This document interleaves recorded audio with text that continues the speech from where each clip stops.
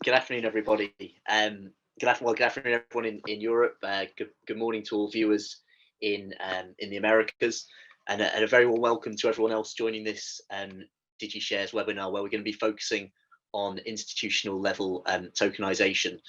My name is Tom Penn. Firstly, apologies for a couple of technological issues and me joining a little bit late.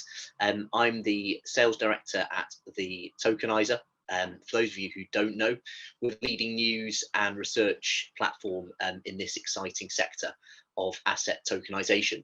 We've also released 2 products over the last 6 months, which are designed to bring regulatory clarity and regulatory guidance in this growing global industry. And I'm going to be your host for the next 2.5 hours. So what do we have in store for you? Well, we have got a very high level group of speakers who are going to give you plenty of insight on institutional level tokenization. And in order of appearance, we've got Anthony Woolley, who's the head of business development and marketing at Ownera. He's going to be talking about unlocking global distribution and liquidity for tokenized assets. We'll then move on to Niklas Reichert, who's the sales director from Fireblocks. The third person who will be speaking today is Victor Young, who's the MD and the head of digital assets at Hamilton Lane. And I must say right now that no records will be allowed during that particular segment of the afternoon. Colin Butler, the global head of institutional capital from Polygon Labs, and he's going to talk on the next great disruptor of financial markets. We'll then move on to Vinode Ramgopal, the executive chairman of the Marco Polo exchange. Andrew Tymms, the senior advisor of Bain and Company, he'll talk about the tokenization of private capital funds and assets. And then we'll close off with everybody all together for a fireside chat. So after each presentation or speaker, we'll be happy to field questions from the audience. So please do interact with this event. Kicking off though, I'm going to hand over to Klaus Scanning, who's the CEO of DigiShares, who I met back in November, and who continues to drive this great sector forward. So to all the viewers out there, sit back, learn, engage, challenge, as we spend the next 150 minutes looking into institutional level tokenization. Klaus, I'll hand over to you. Thank you very much, and thank you very much for hosting and facilitating the event today. It's great to have you here. Thanks for everyone to attend, everyone who's participating today. My name is Klaus Scanning. I'm the CEO of DigiShares, and since we are hosting the event, I get the advantage of speaking a little bit here in the beginning about what we are doing and sort of how we view the space. No recording is allowed today. Please keep this in mind. We will only publish those parts of the webinar that we are actually allowed to publish. So not all of it will be published. And please don't do your own recording of the event. DigiShares is basically a white label provider of software for tokenization. We have a focus on real estate assets, but we are actually asset agnostic and can tokenize any kind of asset.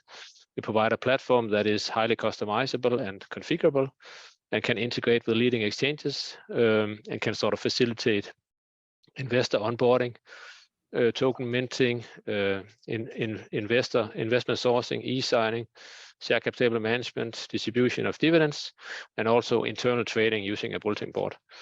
So we have more than 100 clients using the platform today, and a lot of exciting assets being tokenized under our wings.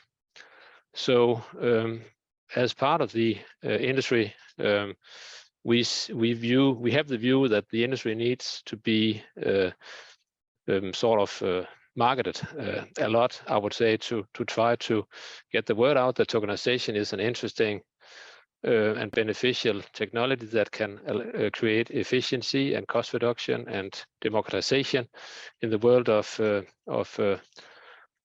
finance. And to sort of further this, we have decided to do this series of webinar events.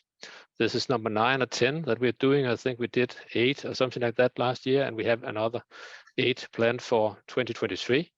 We have more than 300 signed up for today. This is a record. I think it's also an interesting topic that we are discussing, and we are proud to host the speakers that we see here today. The purpose of the webinars are basically to educate and to motivate, share knowledge about tokenization and blockchain and how it can give value. But today we are focused on institutional tokenization, which has been a very trendy topic recently with many large private equity firms going into the space. We see one of them here today speaking about giving their perspective on tokenization.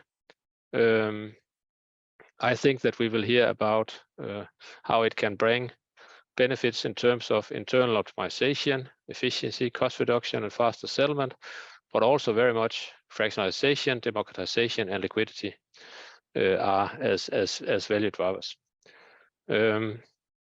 So I'm looking forward to the webinar today, and as mentioned, we have several other webinars planned. Next one will be focused on the use of data and sort of the importance of data in tokenization from oracles and other sources. Then we will be looking at tokenization in Southeast Asia, and later I think in May on tokenization in Latin America. On all of these events, we will present some of our own clients and use cases, and we will invite relevant partners in the region over then the topic. I think the last webinar before the summer holidays will be focused on tokenization and liquidity. We also did that last year and invited some of the leading exchanges to speak. We hope to repeat that again this year. We're also doing masterclasses where we discuss sort of and define, make a deep dive into blockchain and tokenization around the world. We were in Miami last week, and we're going to be in Silicon Valley in May, later in the year in Las Vegas and New York. So there's also a possibility for meeting us physically and having local meetings with us. That's basically it on my side. I will give back the word to Tom, and have a great event today, everyone. Thanks, Klaus. Thanks for that great intro. Well, with no further ado, I think it's over to Anthony, who's going to pop up. There is. He's on the screen there. Anthony, the floor is yours. Take it away. Yeah, thanks, Tom, and good afternoon to everybody. And first of all, just to say what a fantastic series Klaus and the DigiShares team put on through these webinars. I think the topic we're talking about today, institutional tokenization, is about tokenizing the world. And if we're going to do that, it's through no one institution being able to build critical mass, but it's by the industry collaborating. And I think you'll see this in many events and ones we're involved in with Ownera, taking the same approach. Okay, I think I've got 15 minutes. I've got a few slides, hopefully with not too many words on them. I'm just going to share that, and we will get off and running. So I'm sure the DigiShares team will tell me if we can't see that, but I'm hoping you can see my presentation. So Ownera as a company, we're now just over 3 years old, growing very fast. We announced our Series A last year. Our headline investor was JP Morgan, and we have other large institutions coming in as well. So we're very much focused on the institutional space around tokenization, and we focus purely as an organization on bringing the industry together to unlock distribution and liquidity for tokenized assets. We think this is one of the most important topics to really be the catalyst to enable this industry to take off and deliver on its promise. So just to dive in, you know, our vision, we believe that all global asset and wealth management will become digital. That can mean many things, but fundamentally it's about being able to take assets and digitally distribute them to appropriate investors wherever they are in the world. So really be able to unlock that distribution and bring, I think as BlackRock was saying in an interview the other day, bring assets closer to their ultimate beneficial owners and drive efficiency in this industry. In doing that, there's these new digital battlegrounds across the industry that are emerging, and we would synthesize it down to really it's about, you know, who can bring the best assets online. You know, investors are looking for high quality institutional grade assets.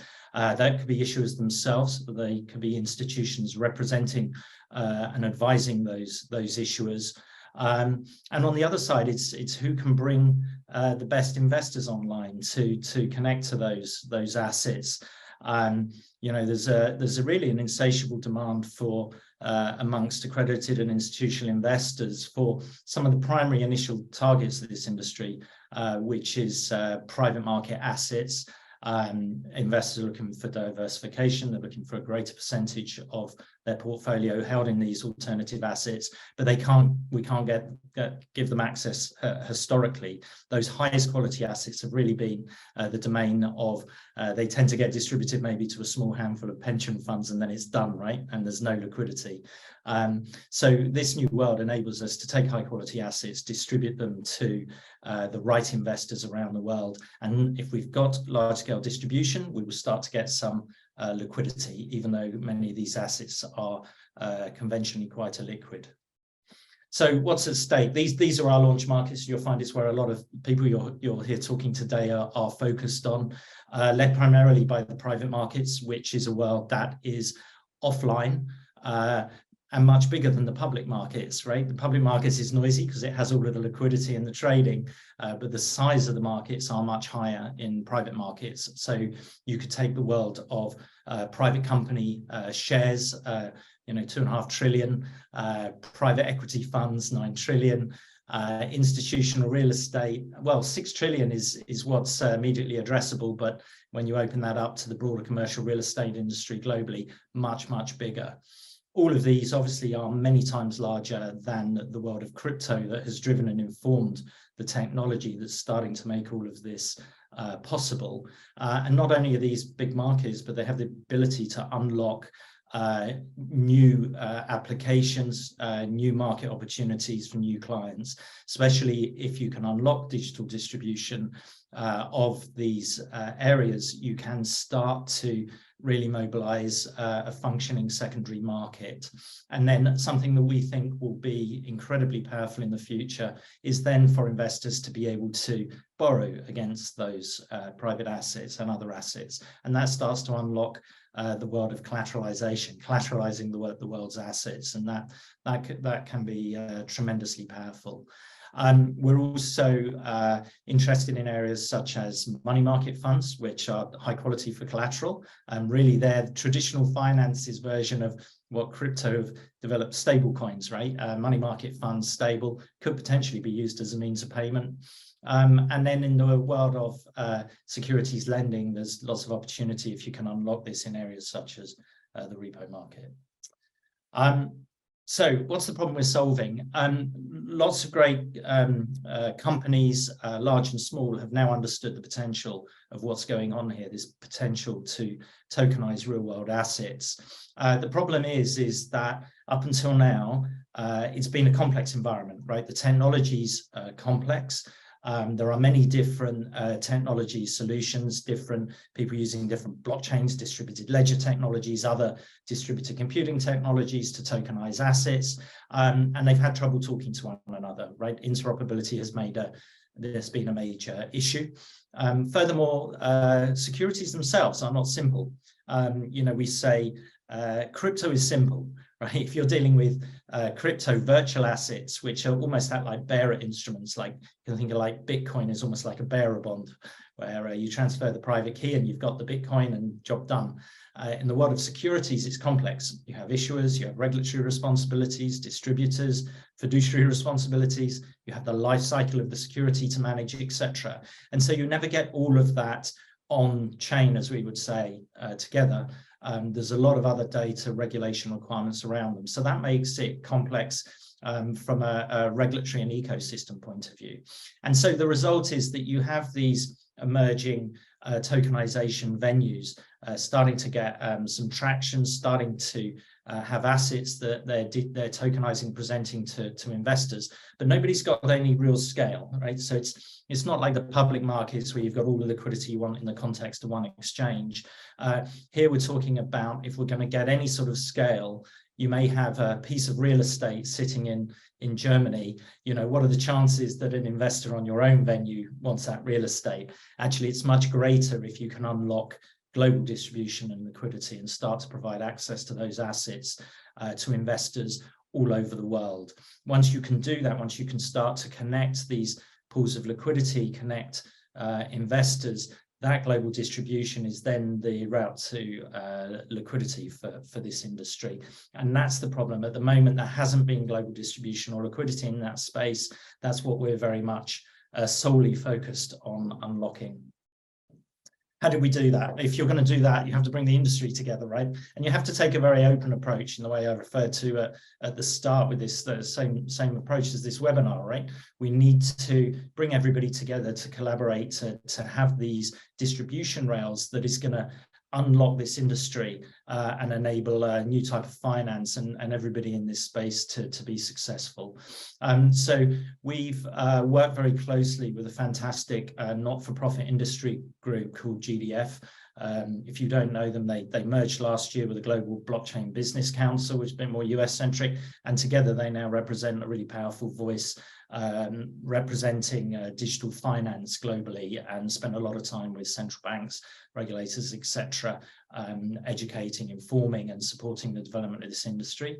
And over the last 2.5 years, this group that I have the privilege of co-chairing has grown very rapidly. And what we're doing with that group is these distribution rails we're developing, the protocols to make that work, we've developed with the group as open source.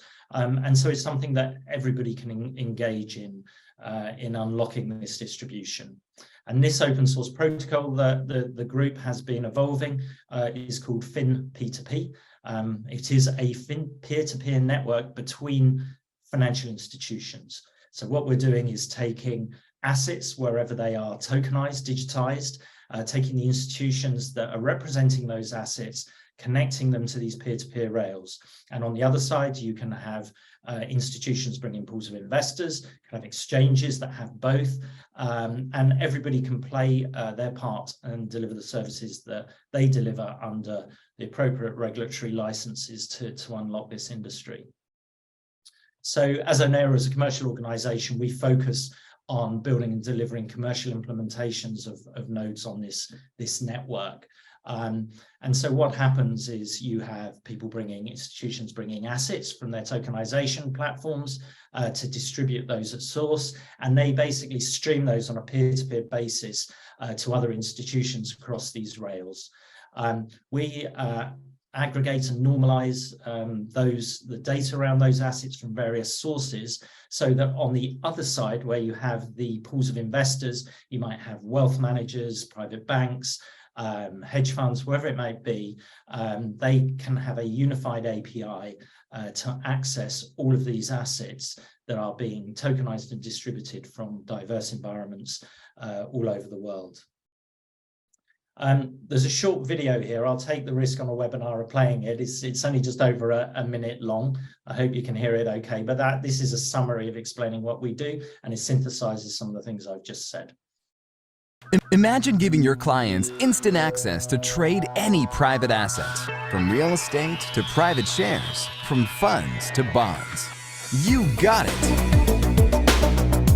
Private markets are 100 times bigger and more complex than crypto. On the supply side, there are dozens of tokenized asset sources, implementing different blockchains, metadata, and flows to solve different use cases and regulations. On the distribution side, there are banks, exchanges, and broker-dealers all over the world. How do we connect them all? The financial industry came together to design Fin P2P, an open-source routing and settlement protocol, which Ownera is deploying. Asset sources plug in and simply publish their assets. Ownera aggregates and normalizes the flows and data, giving financial institutions a single API for all digital securities. The result? Assets get global digital distribution and liquidity. Investors get online access to investments, secondary liquidity, and loans against any private digital security. Come on board Ownera, where we take away the enormous complexity of trading private securities from across the industry by giving your clients a unified digital securities wallet.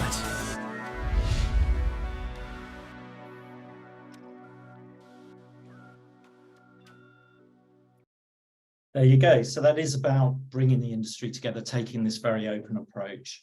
So if you think about, I've just got a minute or two to wrap up, but if you think about this whole process of tokenization, And I have to say, Ownera, we don't tokenize assets, right? Because we just focused on those rails. So we collaborate with many companies that are doing tokenization, whether that's large institutions or fintechs that are tokenizing either as tech providers or with licenses to manage issuances themselves. And these companies are now there with various venues. They're selecting high quality assets, step one in this life cycle. They're going through the complexity of everything it takes to tokenize a real world asset, effectively as a regulated security. What are the legal structures, the regulatory profile, who can it be distributed to, in which jurisdictions, and then you tokenize those assets.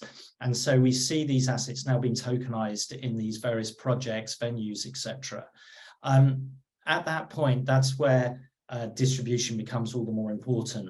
So even where a particular venue or exchange may have, a few hundred assets and a few thousand investors, really to unlock this market, you need much greater distribution.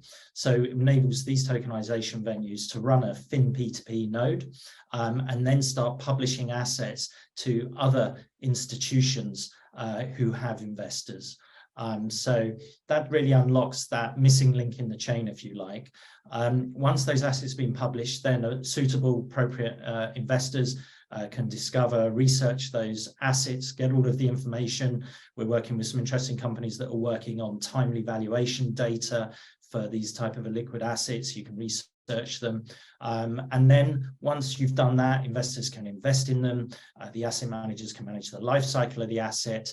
You can start to unlock liquidity, and then you can see new markets emerging, such as the ability for institutions in this ecosystem to lend against those assets. So somebody might say, well, I've invested in this large, bit of prime real estate in central London.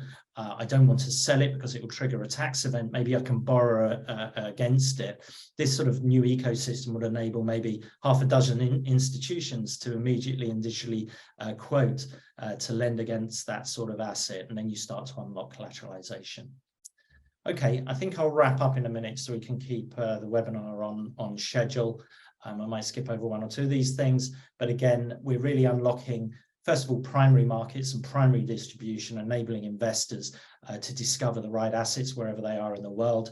Once we've done that, investors should be able to buy and sell those assets in this peer-to-peer network that's supported through an indication of interest, buy and sell intents. And then we can see exchanges hang off these rails as well to start to develop depth and liquidity and market makers, etc.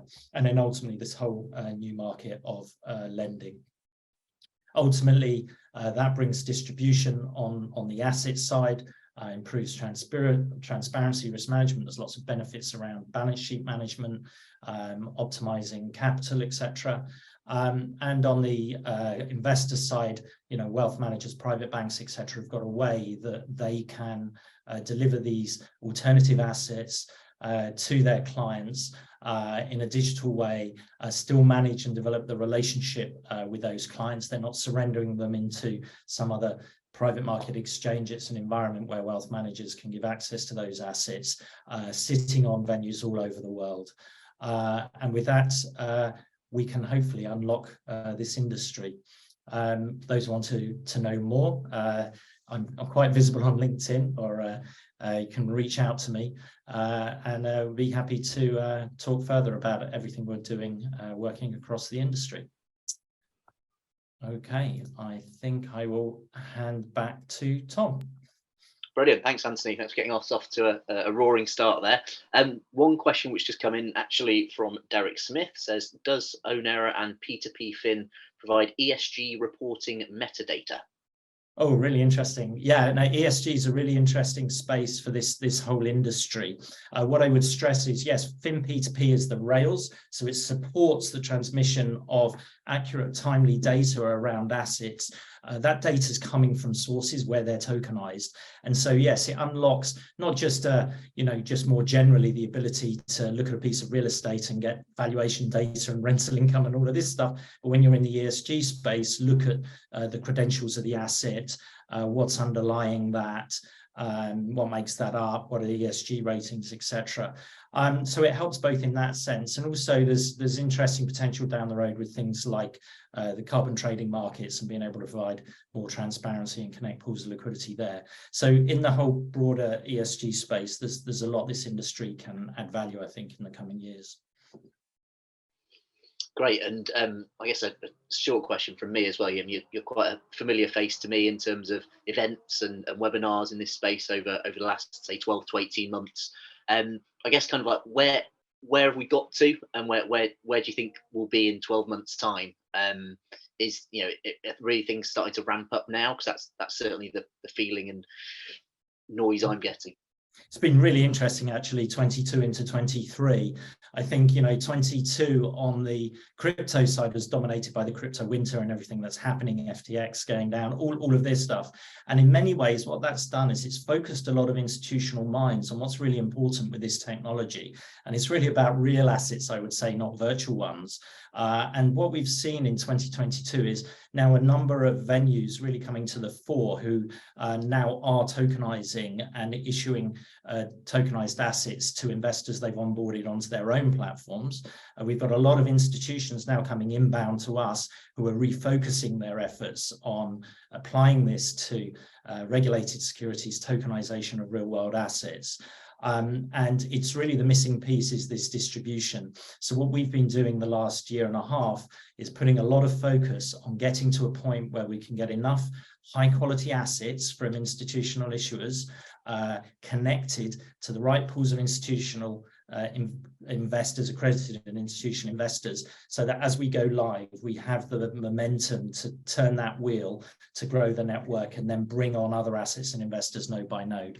So this is all coming together for us in the next quarter, where we start the first nodes are going live, distributing. I mentioned Prime London Real Estate, but that's a good example. Things like Prime London Real Estate distributed to wealth divisions of some major institutions. And then once that's up and running later this year, we'll be adding nodes and adding pools of assets and investors. So we think that everything that's happened the last year has focused people's minds again on what's important about this technology, which is tokenization of real world assets. And now we're in a really good position and timing to unlock that for the industry globally. Brilliant. Well, look, thanks very much, Anthony. Thanks for your insight and for taking those questions. And looks like you've got a few emails already coming in from what people are putting in the chat as well. So thanks very much, Anthony. Thank you. My pleasure. Thanks. No problem. Okay, moving on now.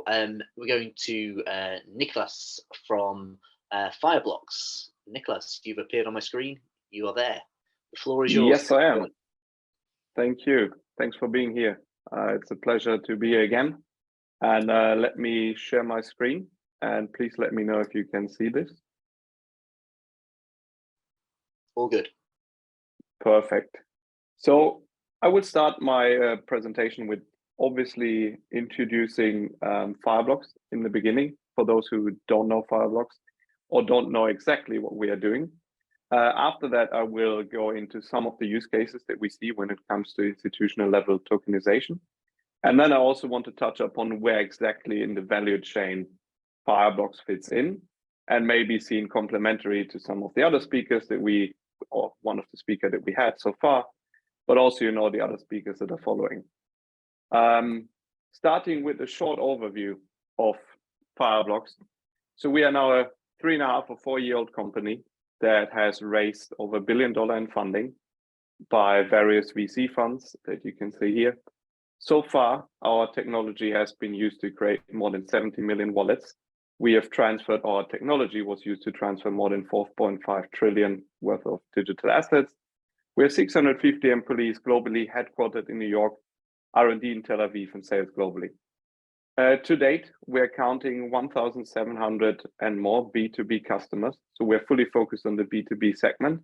And we are focusing on providing digital asset infrastructure, so a security product that helps you to not only manage your digital assets in form of a wallet, but a lot of more on top. We have customers like Bank of New York Mellon, Revolut, ABN AMRO, ANZ, WorldPay, SDX, BNP Paribas, and a couple of others. So now you might ask yourself, there's a lot of various different segments that use our technology as the backbone of their digital asset operation.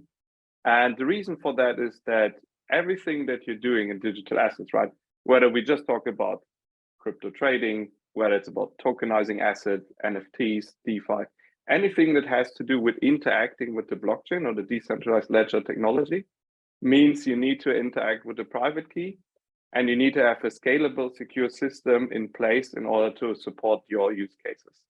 And this is where we come in as Fireblocks. So to give that a little bit more color, so I brought this pyramid here that really well describes on what we're doing step by step. So the base layer, as I mentioned before, is our multi-layer security system that we deliver to our customers. So from a custody wallet infrastructure to flexible policies to our integration that we use on to make sure that your private key and your interaction with the private key and the blockchain is always secure, but also as scalable as possible. Second, we are providing a network that is proprietary to Fireblocks customers that allows you to connect directly with more than 1,700 counterparties, exchanges, OTC desks, market makers, fiat on and off ramps. The third level that we deliver are partner integrations. And partner integrations, we focus obviously on AML KYT, where we have already integration with Chainalysis and Elliptic. We focus on staking and also the travel rule, but also we focus on tokenization, where, for example, you can simply connect Fireblocks and DigiShares to use both products together. That leads me to point 4, our tokenization engine. And I will go into a little bit more details later on point 4, but we also offer Web3, DeFi, and payment products on top of that. So now I want to focus a little bit more on our tokenization engine. And afterwards, I want to focus a little bit more on the use cases that we see in the market and what we have supported so far and maybe not supported. So I don't want to only, highlight custom offers ours, but I also think, interesting projects that we see in the market. So to begin with, we have the notion of tokenized fiat currencies.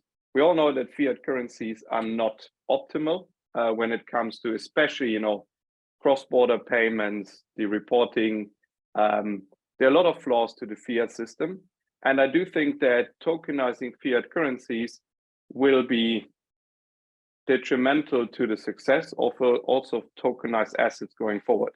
Because if we imagine, and I think it was mentioned before, that if you have a liquidity network and you have a tokenized security and you want to settle a tokenized security versus fiat, you still have one part of the delivery versus payment leg that is still on traditional rails, and we will not get the full efficiency of the whole world of tokenization. So I do think tokenized fiat currencies, whether it's going to be CBDCs or tokenized stablecoins, we will see. Security tokens, obviously, digital bonds, which we have seen quite recently.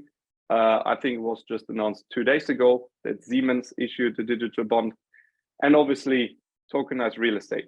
So there's a whole lot of different topics or areas that we do believe can be very beneficial when it comes to tokenizing those. So now I want to focus on some of the industry-leading use cases that we have seen, especially in the last years. So as I've been working with Fireblocks for more than 2 years now, and I had the chance to have many conversations with some of the companies listed here, I do think we've seen quite a shift, and I think it was also highlighted before that last year, a lot of the projects were very experimental. So meaning, okay, companies come to us and say, hey, we want to run a proof of concept on tokenizing a piece of gold or tokenizing a bond, but we didn't have much publicity around it. We didn't have many use cases around it, that it was actual, that we see now with Siemens, for example, that some of the banks, that you have an issuer, that someone's actually buying the bond, and that it then will be distributed to the retail market. So I think we going a little bit forward in where we see use cases that are actually taking a step forward rather than being fully explorative as of today. So when it comes to, you know, tokenizing securities, we also have ABN AMRO that has tokenized the digital bond. Same goes to Siemens. We're working with the Tel Aviv Stock Exchange currently together to build a platform for the trading of tokenized securities. In the middle part, we see stable coins / CBDCs, where I think we published that already last year ago, where we helped ANZ launching the first Aussie dollar stablecoin onto the blockchain, where it was used to then purchase a tokenized carbon credit. So this is where, I mean, you know, where the cycle comes together. You have the fiat that is transferred to the blockchain, and you have the tokenized carbon credit on the other hand. We can really see the benefits of both sides coming together. Additionally, we have just helped Membrane Finance. It's a Finnish startup that has launched the first Euro stablecoin licensed by the Finnish FSA. So I think it's a pretty interesting project, especially considering that in Europe, again, if we want to have tokenized securities or tokenized, you know, instant DVP, we will need a European stablecoin that is regulated within Europe and utilized and trusted by the institutions. And then the third leading use case that we're seeing, and was also mentioned before, is around ESG and carbon credits. So when it comes to carbon credits, I think I just had a conversation with the guys from Senken before, and they just raised also, I think, the seed funding round. And it's a quite interesting initiative where they aggregate or become an aggregator of tokenized carbon credits and make it more accessible to the market. So they see themselves as the also facilitator in that space. So institutions could come and then really transparently see which token or which carbon credits they're purchasing, and then also buy them with a stablecoin on their platform. I think another very interesting project we have seen in the news was the Beta Carbon and TPG project launched in the US. So I do see, or we do see, a lot of potential when it comes to the carbon credit marketplace as well. So now I've been talking about the industry leading, or in our opinion, and not to forget, obviously, what Hamilton Lane announced the other week. Sorry, Victor, didn't want to leave you out there. With with Securitize and Polygon. So I think it's a very great example of making use of the benefits of blockchain and democratization that allows us to bring to traditional financial instruments. So now I want to just highlight in the very end where Fireblocks actually comes into play, right?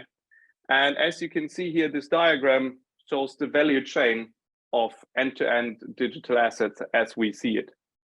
Fireblocks itself, we don't focus or we don't provide technology for the smart contract design. As Klaus mentioned, you can use a provider like DigiShares for that. You can create a smart contract yourself. Then you most likely would get it audited from providers. Depending on your use case or what you want to work on, we happily refer you to some in our network and make sure that you get the best partner for those type of steps in the process. Then Fireblocks as a technology itself will allow you to receive infrastructure that is institutional grade and allows you to provide the governance layers in form of our transaction authorization policies, which basically is a set of rules that you can determine for your business how you can interact with a smart contract. And obviously it means deploy, mint, burn. So you can have segregation of duties within our system for any type of function, smart contract function that you want to call and that you want to operate on, which is obviously very important from a security perspective, because if you have a great product, if you have a great use case, but your system gets compromised and someone gets hold of your private key, your wallet, and get access to your smart contract, it could completely dilute the supply or destroy the supply of any token that you have created. On top of that, we then provide the custody and wallet infrastructure. So whether you're the issuer, whether you're the custodian in this flow, I think we're going to see a little bit more examples going forward and explain. The Fireblocks technology can also be used to obviously transfer the tokenized assets to counterparties to trade, to settle them. And when it comes to actually taking a step further to making the product more available to the public market, you will need to consider AML, so anti-money laundering, and KYT, know your transactions regulation, that will be put on you by the regulators. So you can have automatic screening of wallet transaction included or implemented into Fireblocks. And then market makers exchanges, I think we had some examples before for that from my previous colleague speaking on how this can be used and integrated. I think I'm on time, if I'm not mistaken, just a minute left. So I wanted to leave a little bit for questions if there were some. If not, I'm happy to give the word to Victor and first Tom again. Yeah, before Victor goes forth, I'm not wishing to steal his thunder, but Niklas, yeah, a nice easy one which came in for you. Simply says, Fireblocks, what is staking? Could you just give us a quick quick one on that? I think, when you, I don't know if it's based on the actual discussion that we currently see in the US, where we talk about the SEC being very rigorous about yield or staking providing products. And I think you can also see our CEO, Michael Charloff, was actually on Bloomberg TV yesterday discussing the same topic. So staking basically means it's a mechanism, it's a consensus mechanism of a blockchain that uses the proof of stake consensus mechanism, and basically means that you're providing your token to the health of the network and then receive rewards for doing so. So if you want to consider or compare it to, if you have solar panels on your roof and you give the energy produced to the community and you get rewards for doing so, basically, if you want to give a real world example to make it a little easier understandable. Cool, brilliant. And I think sometimes it's useful to have nice real world examples and bring it all to life. Niklas, thanks very much. On to our next speaker now, Graeme. I think he's going to appear on my screen. There he is. And we are learning about looking into the future of tokenization infrastructure. So Graeme, over to you. Great. Thanks, Tom. So I'll jump right into it. I'm Graeme Moore. I'm the head of tokenization at Polymesh. Polymesh is a layer 1 blockchain that we've built specifically for security tokens. And so for my presentation, we'll talk a bit about the journey of how we got to now in the world of tokenization. So we'll talk about the past, and then we'll talk about where we're going. So back in 2015, this thing called ERC20 was created, where people could start creating tokens on top of the Ethereum blockchain. And so what some people started thinking about after that point was, okay, well, what can we do with these tokens? And initially, we saw things like ICOs.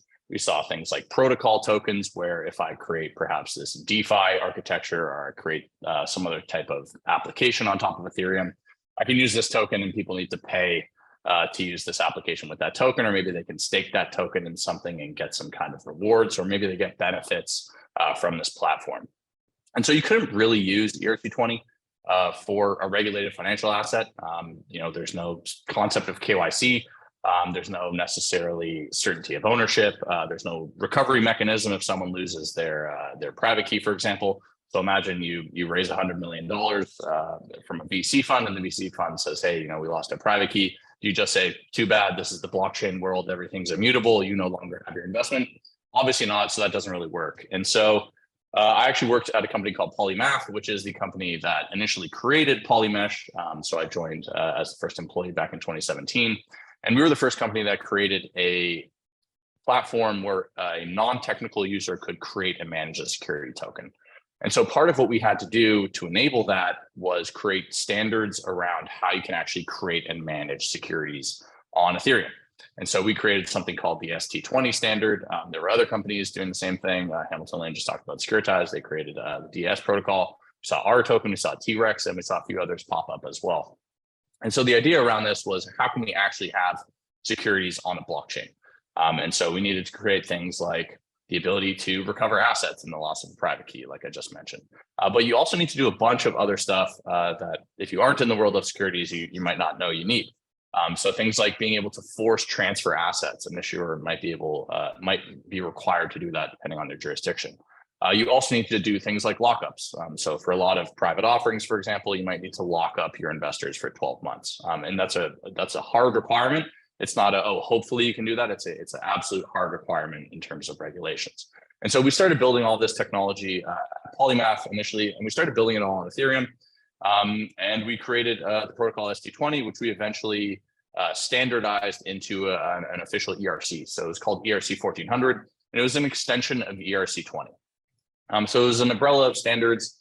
And so we started to get some of these features and functionality that we felt were absolutely required to enable this world of tokenization that we were so excited about. We saw Bitcoin, we saw Ethereum, we saw all these tokens being created, and we really still believe that every single financial asset on Earth will be tokenized at some point in time. It's really just a matter of when, not if at this point. And so ERC 1400 came out.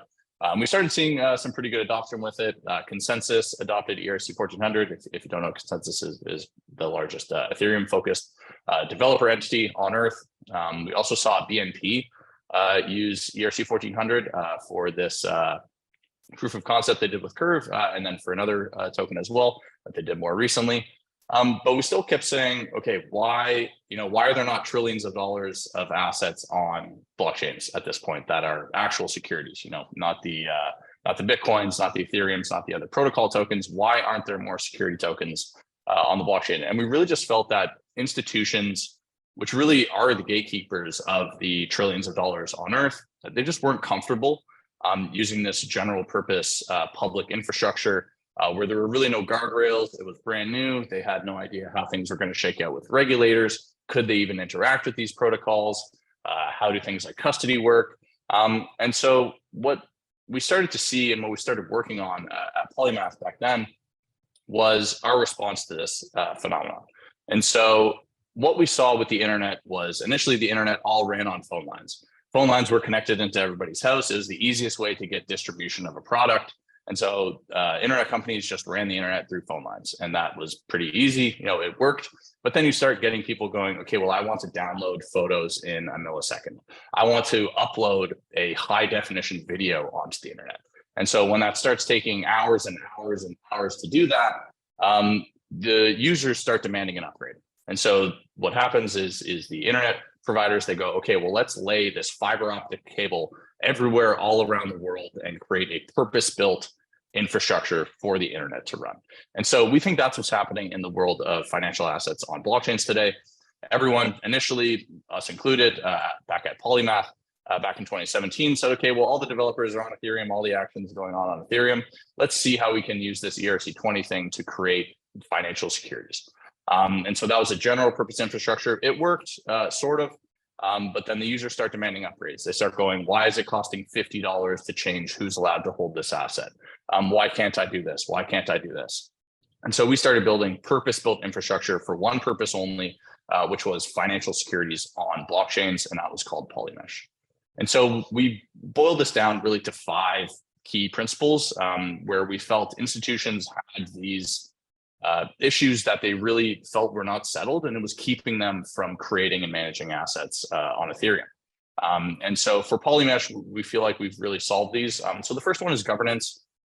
Easiest way to explain this, when you think about the Ethereum ETH Classic hard fork that happened after the DAO, and then even more recently with the Ethereum switch to proof of stake, the Ethereum proof of work chain is still running, just in case anybody is unaware. And so think about this issue. If you had a $100 million asset on the chain before that hard fork, which token retains the actual underlying ownership to the asset after the hard fork? A lot of people don't know. Do you wait 6 months to see which chain has more hashing power? Do you wait 6 months to see what Vitalik Buterin tells you what to do? Do you pause trading in that time? Are there tax potentials of selling that second asset? Are there legal problems in terms of selling that second asset or even holding that second asset? So a lot of really concerning problems for institutions. There's been a few consulting groups and accounting practices that have put out some interesting reports on this that we found very interesting, and we feel like we've solved that with Polymesh. So again, there's in terms of hard forks, that issue is eliminated where there could be a second sort of runoff fork that people might want to engage with. And so really help driving the evolution of the chain where institutions and other parties can feel certain that there's always one canonical version of the chain on Polymesh. And so identity was another big one that we kept coming across when we kept having conversations with folks about, hey, do you want to use this technology on Ethereum? Where on Ethereum, anybody can do anything at any time. So on Polymesh, by contrast, all users actually have to pass a KYC process to onboard onto Polymesh. And then on top of that, all of the node operators, so it's a proof of stake blockchain, all the node operators that are producing blocks, they're actually all regulated financial entities. So again, just how can you give more comfort and more confidence to institutions to engage with a blockchain protocol? We feel like that's one way to do it. Because we kept hearing, okay, what if I create this $100 million asset and then I spend $5 in ETH to create and execute a transaction, and that $5 in ETH goes to North Korea? I can't do that. So that was one of the things that we felt was very important for Polymesh. Compliance is another big one. So of course, Polymath back in the day started off really focused on compliance. How can you create the necessary smart contracts and infrastructure so that a user can create an asset, manage an asset, and ensure that they can follow 24-hour volume transfer restriction rules that they need to do, lock up their investors for 12 months, things of that nature. But the problem with what we ran into is we were hitting the limits of the Ethereum architecture in terms of smart contracts and just gas. And this was in 2018. So you can imagine what happens as complexity grows over the next 5, 10, 20 years. And so it was getting so computationally expensive to do anything. And some people's solution to that was, well, let's just move to Polygon where things are cheaper, or let's move to another side chain where things are cheaper. But the complexity is still there with the smart contracts. And it's because the Ethereum blockchain and every other blockchain that's a general purpose blockchain has no concept of tokenization at the base layer of the chain. So the base layer of the chain doesn't understand the logic of tokenization, and that's why you need smart contracts in order to create and manage assets. Whereas on Polymesh, the base layer of the chain understands tokenization, creation and management, and a ton of other functionality without needing any smart contracts. So on Polymesh, you can still input smart contracts if you want to add some additional custom functionality, but by making a completely scalable and standardized solution at the base layer, we think that's a lot better looking 5, 10, 20 years down the road. Confidentiality is a big one, especially for institutions. JP Morgan doesn't want to broadcast. They're about to make a $100 million trade to the world. And so for confidentiality, we actually have a patent pending solution called Mercat. Very happy to talk to anybody about that in more detail after the call if they'd like. And then finally, settlement was a huge one where we kept hearing sticking points from institutions. And so one really easy way to illustrate this, on something like Ethereum, I can send you any assets I want once I find out your address. You cannot say no. And so this was a huge issue, again, for institutions where if I find out, let's just say JP Morgan again, if I find out JP Morgan's wallet address, I can send them any NFTs I want. I can send them photos of things that might even be illegal. Are those things now on JP Morgan's balance sheet? That's a huge question mark. And so a huge, again, issue of contention and where people are just very uncertain about how they're supposed to deal with these things. If I send, for example, when Visa announced that they bought a CryptoPunk, everyone there therefore knew Visa's wallet address. I sent Visa, $5 worth of tokens. Does Visa now have those on their balance sheet? Do they have to deal with those from an accounting point of view? are they even able to interact with the asset? Let's say North Korea creates a security and then sends those assets to Visa's wallet. Is Visa now interacting with North Korea? So a huge question mark. And so on Polymesh, we said this doesn't work for institutions. This doesn't work for regulated markets. So on Polymesh, there's the concept of multi-party affirmations, where every single party in a trade must affirm the settlement instructions before a trade can take place. So I can't just find out your address on Polymesh and send you assets. You have to also say, yes, I want to conduct this trade. And so we have a very complex multi-leg settlement engine with this concept of affirmations on every side that, again, happy to talk to anybody about after the call if they'd like. And so we feel like Polymesh sits in this very interesting area of the market where you have the R3s, you have the hyperledgers, where that's where a lot of banks were experimenting in terms of the early days, where they didn't really understand the concept of a public informationless network. And so they kind of stuck with the R3s and the hyperledgers. We're finally starting to see, which is really encouraging, more things happening on the public side of this chart here. But we feel like Polymesh still has those nice guardrails in terms of the KYC, in terms of only having regulated financial entities be node operators. We feel like that's a really nice place where banks and custodians and stock exchanges and all these other institutional parties, they can start to get their feet wet with public markets, while still having those types of guardrails and the specificity of infrastructure that's built for them that they really like. And so the market's finally here. We've heard a lot about stuff today, interesting stuff from Hamilton Lane, of course, Fireblocks as well. The market is finally here. This is something we've been waiting for since 2017 on our side. And so it's really, really interesting to see this finally coming to fruition. And again, this is only going to go up from here. We've had, I think State Street said about $5 billion, they think, in the next couple of years. I think BCG said $16 trillion by 2030, they expect to be tokenized. So direction is only going one way, and we think that players like ourselves with this infrastructure that's built exactly for this use case is going to be a big part of that going forward. So just a little bit of detail on Polymesh. So back when Polymath created that technology on Ethereum, we had over 200 tokens created using the Polymath Token Studio, it's called. Over $2.5 billion were tokenized, 50 service providers on that technology. We spearheaded the most widely implemented standard for security tokens. And then Polymesh is only a little bit over a year old. So mainnet launched in October 2021. Since then, we've seen over 3,000 users onboard to the chain.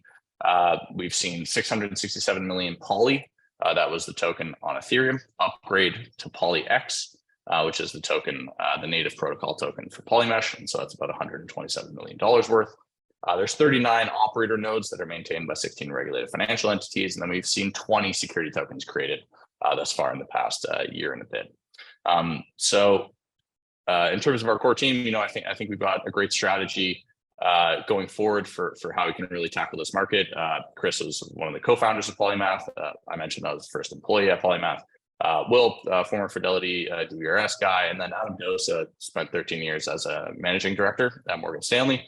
And so he's really leading our technology on this front. He knows what the banks want. He knows what they need in terms of feeling comfortable. And we think we've got a great future ahead of us. If anybody wants to get in touch, there's my email. You can find Polymesh on all of those other places as well. Thanks.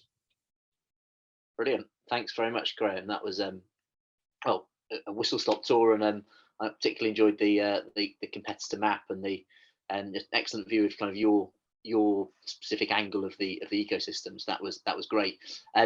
I think we'll move straight on to the next next presenter.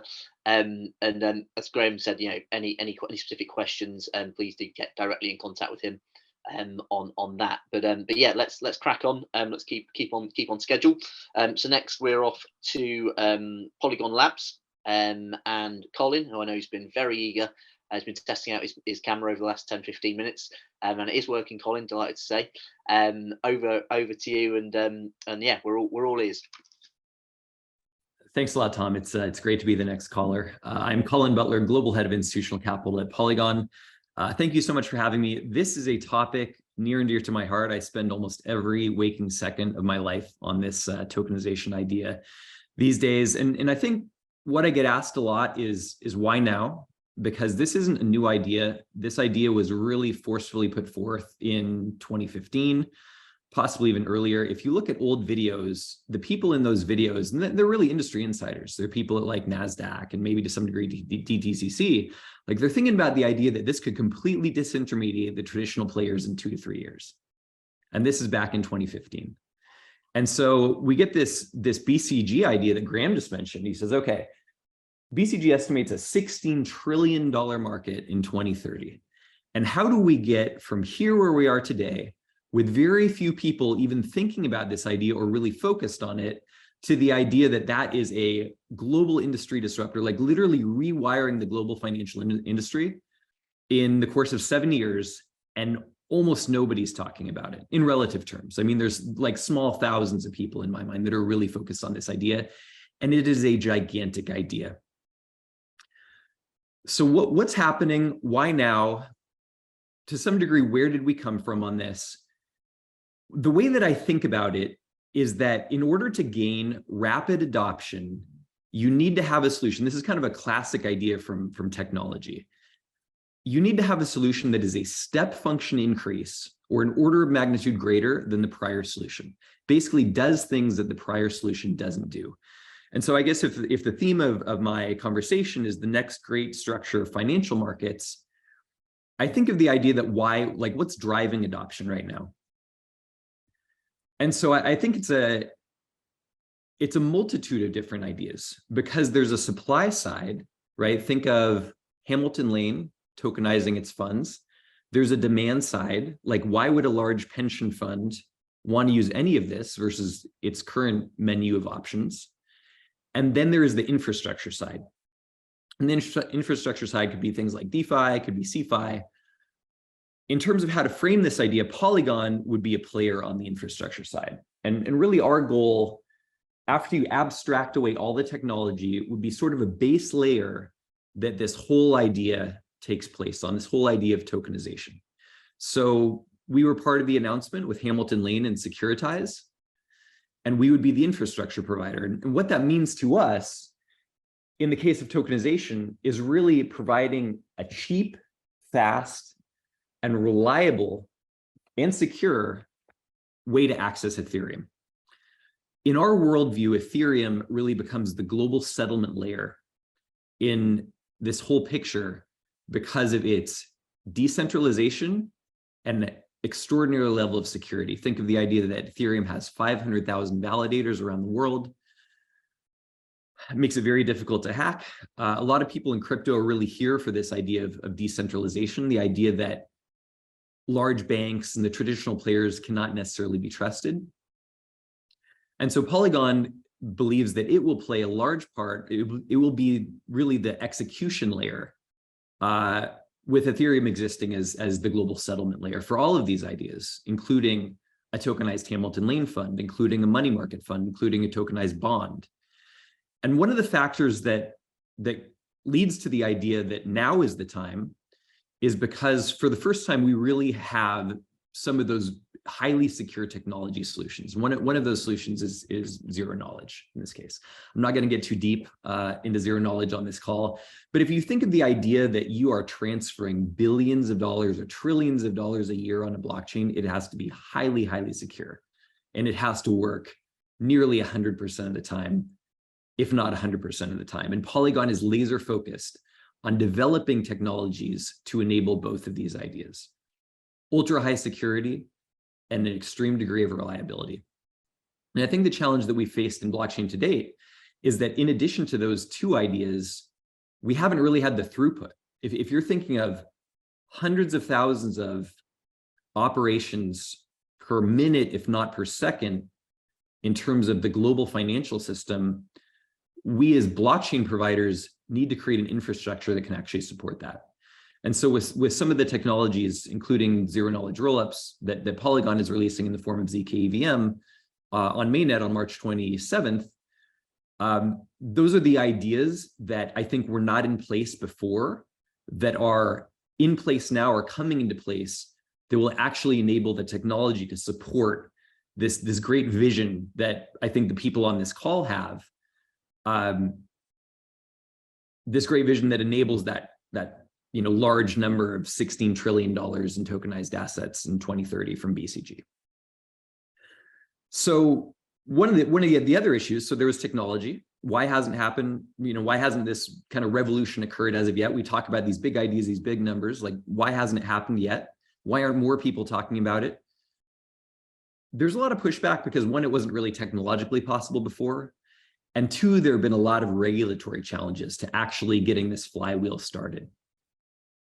So you think of the idea that Hamilton Lane is really at the vanguard of this movement by being a very early mover. I will tell you from my position, there is a lot more going on in the background. And I think you will see a lot more announcements shortly because the reality of finance is, nobody really wants to be first. But at this point, I think all the major players have aligned that this is a very important idea and they're ready to move forward based on what they understand the regulatory picture to be right now. I think it's important to understand that people have been doing work in the background for years to get this industry to the point that it is now. If you ask, say, Jamie Finn or Carlos Domingo at Securitize how long it took them to get all the licenses to do this in a way that is compliant with the regulatory environment, it is very, very challenging. So if you are somebody who is to some degree on the fence or doesn't understand exactly what the picture looks like, please call those guys because they've spent years on this problem at this point. And they now have a solution, as is proven with KKR and Hamilton Lane, that is ready to go. And it is truly just the tip of the iceberg of what's happening and what's going to start happening very, very rapidly. And what I mean by happening is, I think the world will see announcement after announcement after announcement in terms of large traditional players participating in this ecosystem in various forms, including tokenization. So I love the idea. This is a very core crypto idea, right? Polygon is a crypto infrastructure provider. It is sort of one of the OGs in this industry. We at Polygon as a culture have a strong belief in this idea of democratization of assets. And one of the reasons why we love the recent announcement by Hamilton Lane and Securitize is because this is a significant step forward in the direction of democratization. Where it sits now, it moves the mix shift of investors from the qualified purchasers of $5 million net worth or more towards the accredited investors of, call it, $200,000 a year income or $300,000 a year income combined, where now these people, like I don't want to call them regular people, but a much more significant portion of Americans and to some degree people ex-US can now participate in a fund, thinking Hamilton Lane's flagship fund, that produces mid-teens returns, that is created and managed by some of the smartest people in the world with all the access to information, and for which there was no prior access for like a large swath of the population. So that to us is the beginning of democratization of assets. And it ends with a scenario where people that are smart and qualified individuals that can learn about the risks that they need to learn about online can ultimately buy fractional shares of even things like, call it like a stock like Tesla, almost anywhere around the world, and participate in the global economic system in ways that they never could before.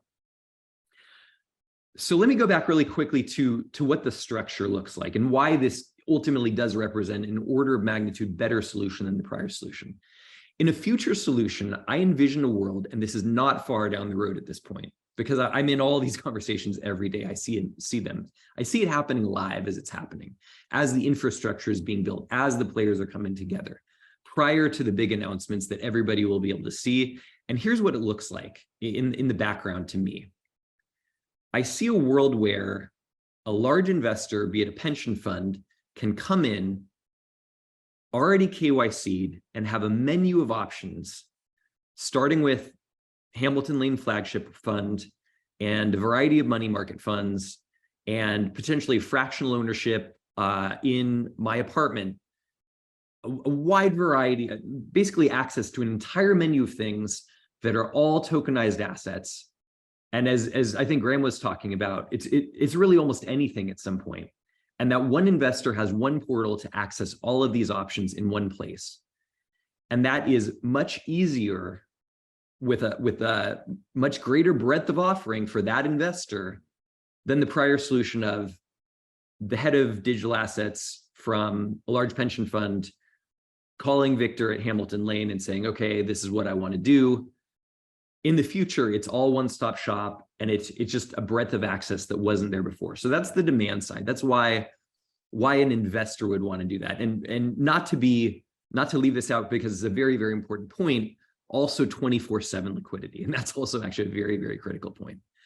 So that's why the demand side would want it. That's why accredited investors would want this product.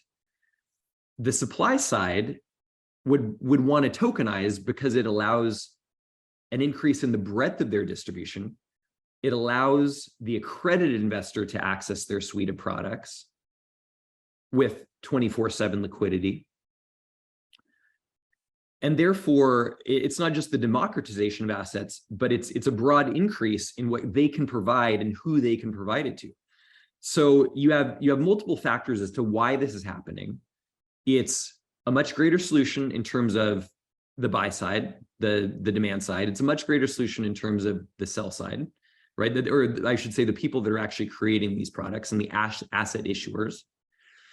And then you have an infrastructure layer that is now ready to go based on the technology and based on the compliant nature of the structures that have been put in place. Think of what Securitize has spent the past multiple years actually putting into place.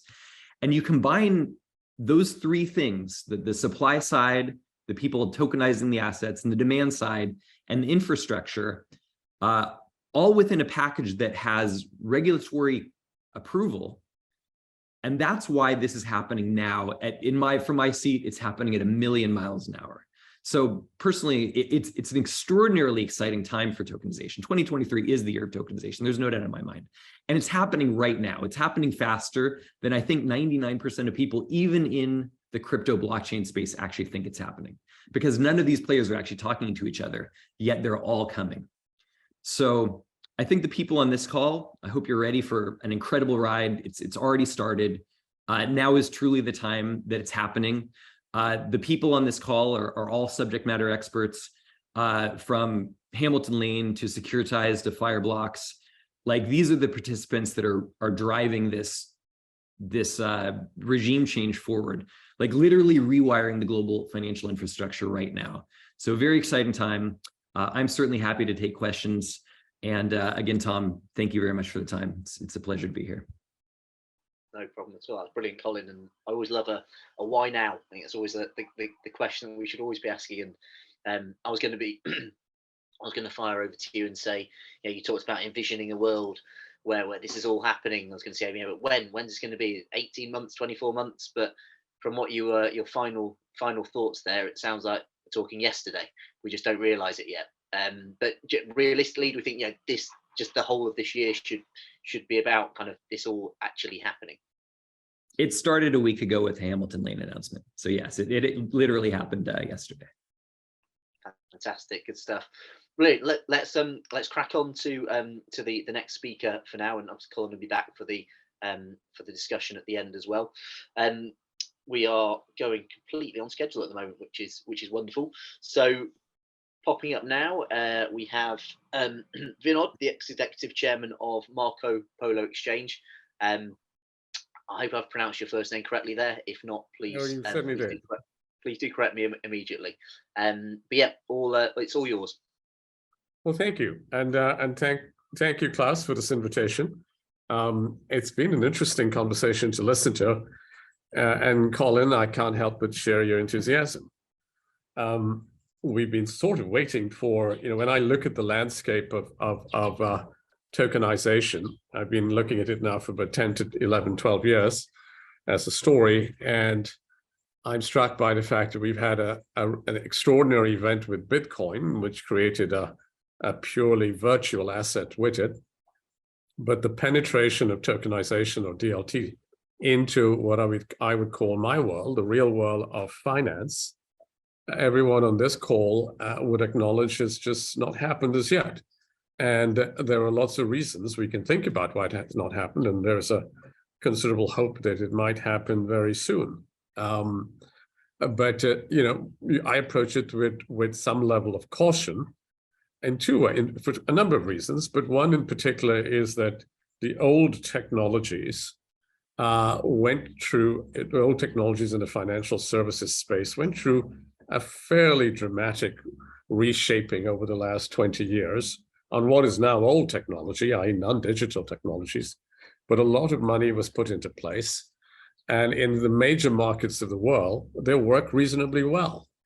They don't serve certain other goals that many of us might share, but they work reasonably well. And as a result, they constitute a fairly formidable legacy structure that we have to fight against to get them to adopt this new transformative technology that promises fractionalization, democratization, all the wonderful things we all think make a great deal of sense.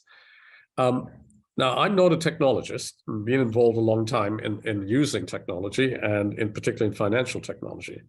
But I want to present to you a use case that I believe can be extraordinary in its implications, and an exciting, from the standpoint is that we badly need some use cases where DLT is seen to be what it promises. Now, let me take a few minutes and just share with you what that use case is. When you think of capital raising, companies around the world raising capital, over the last 30 years, you've seen local capital markets emerge. The United States, at the turn of the last century, was the biggest capital market in the world. It remains so today. But if you add up now the capital markets around the world, they're a multiple of what the US is. And local capital markets are growing apace. Money is being raised to finance growth in local markets at a pace that has never been, that was certainly a dream 20 years ago. But here is a fundamental problem that almost all capital raising is having. If you're a big company, you've got the global firms come to you and help you raise money and raise your capital. And I'm talking about primary capital raising as opposed to secondary trading. Primary capital is where a company is raising debt or equity so it can finance growth. If you're a big company, you go to Goldman Sachs or Citi or one of the big firms who've got license around the world. They take your offering and they distribute it to a relationship network of institutional investors. And the strength of their distribution gives you an attractive price. If you're the rest of the world, and you might be surprised how big that is, you end up going to your local investment bank, your local securities firm. And that is true of the European firms, that is true in the UK, that is true in if you're raising 50 million or 100 million of capital, debt or equity, and as you get further out into other markets, if you're raising 100, 200, 500, you still don't get the attention of the firms with the global reach. You go to your local investment bank. And your local investment bank is by and large not permissioned to sell that product outside the local market. So let's consider you're raising 100 million of capital for a renewable plant in Brazil. You're not going to get any attention from any of the US firms to raise that capital for you. It's too small, etc. You go to a local Brazilian investment bank who will go to the local market to raise it. And by and large, global investors who would be interested in that product can't see it. And this problem is there in Australia, in Canada, and I will even suggest to you it's here in the US. We have 5,000 US registered investment banks. Only about maybe 100 of them, leave out the big global firms, only about 100 of that 5,000 actually have a license to sell their products, to approach investors and promote their products in Europe. So the world of what I call SMEs, which happens to be 90% of the world's companies, and which happens to be about 60%, depending on the various estimates out there of the world economy, is being financed in an infrastructure framework, in a traditional framework, that is so yesterday. And the cost of it is such that the cost of capital, exactly in those places in the world where the needs are most, the cost of capital is highest. Now, if you want a use case in which if we can actually use tokenization to change that dynamic, we have a chance to go out there and say, I'm not just talking about getting more assets to the wealth managers of the world. I'm not just talking about improving the custody and the clearing processes for the institutional, all of which are significant and could be and really should be addressed. I'm talking about addressing a fundamental problem in the world that the cost of capital is too high. And it is not, and we can talk about what the variety of reasons, but what we are doing is we've built a platform, and a lot of the talk recognizes that when we step out of the virtual world to the real world, we run up against a regulatory wall. The regulatory wall is really what has stopped us from really applying what are very exciting technologies in a world to get the benefits.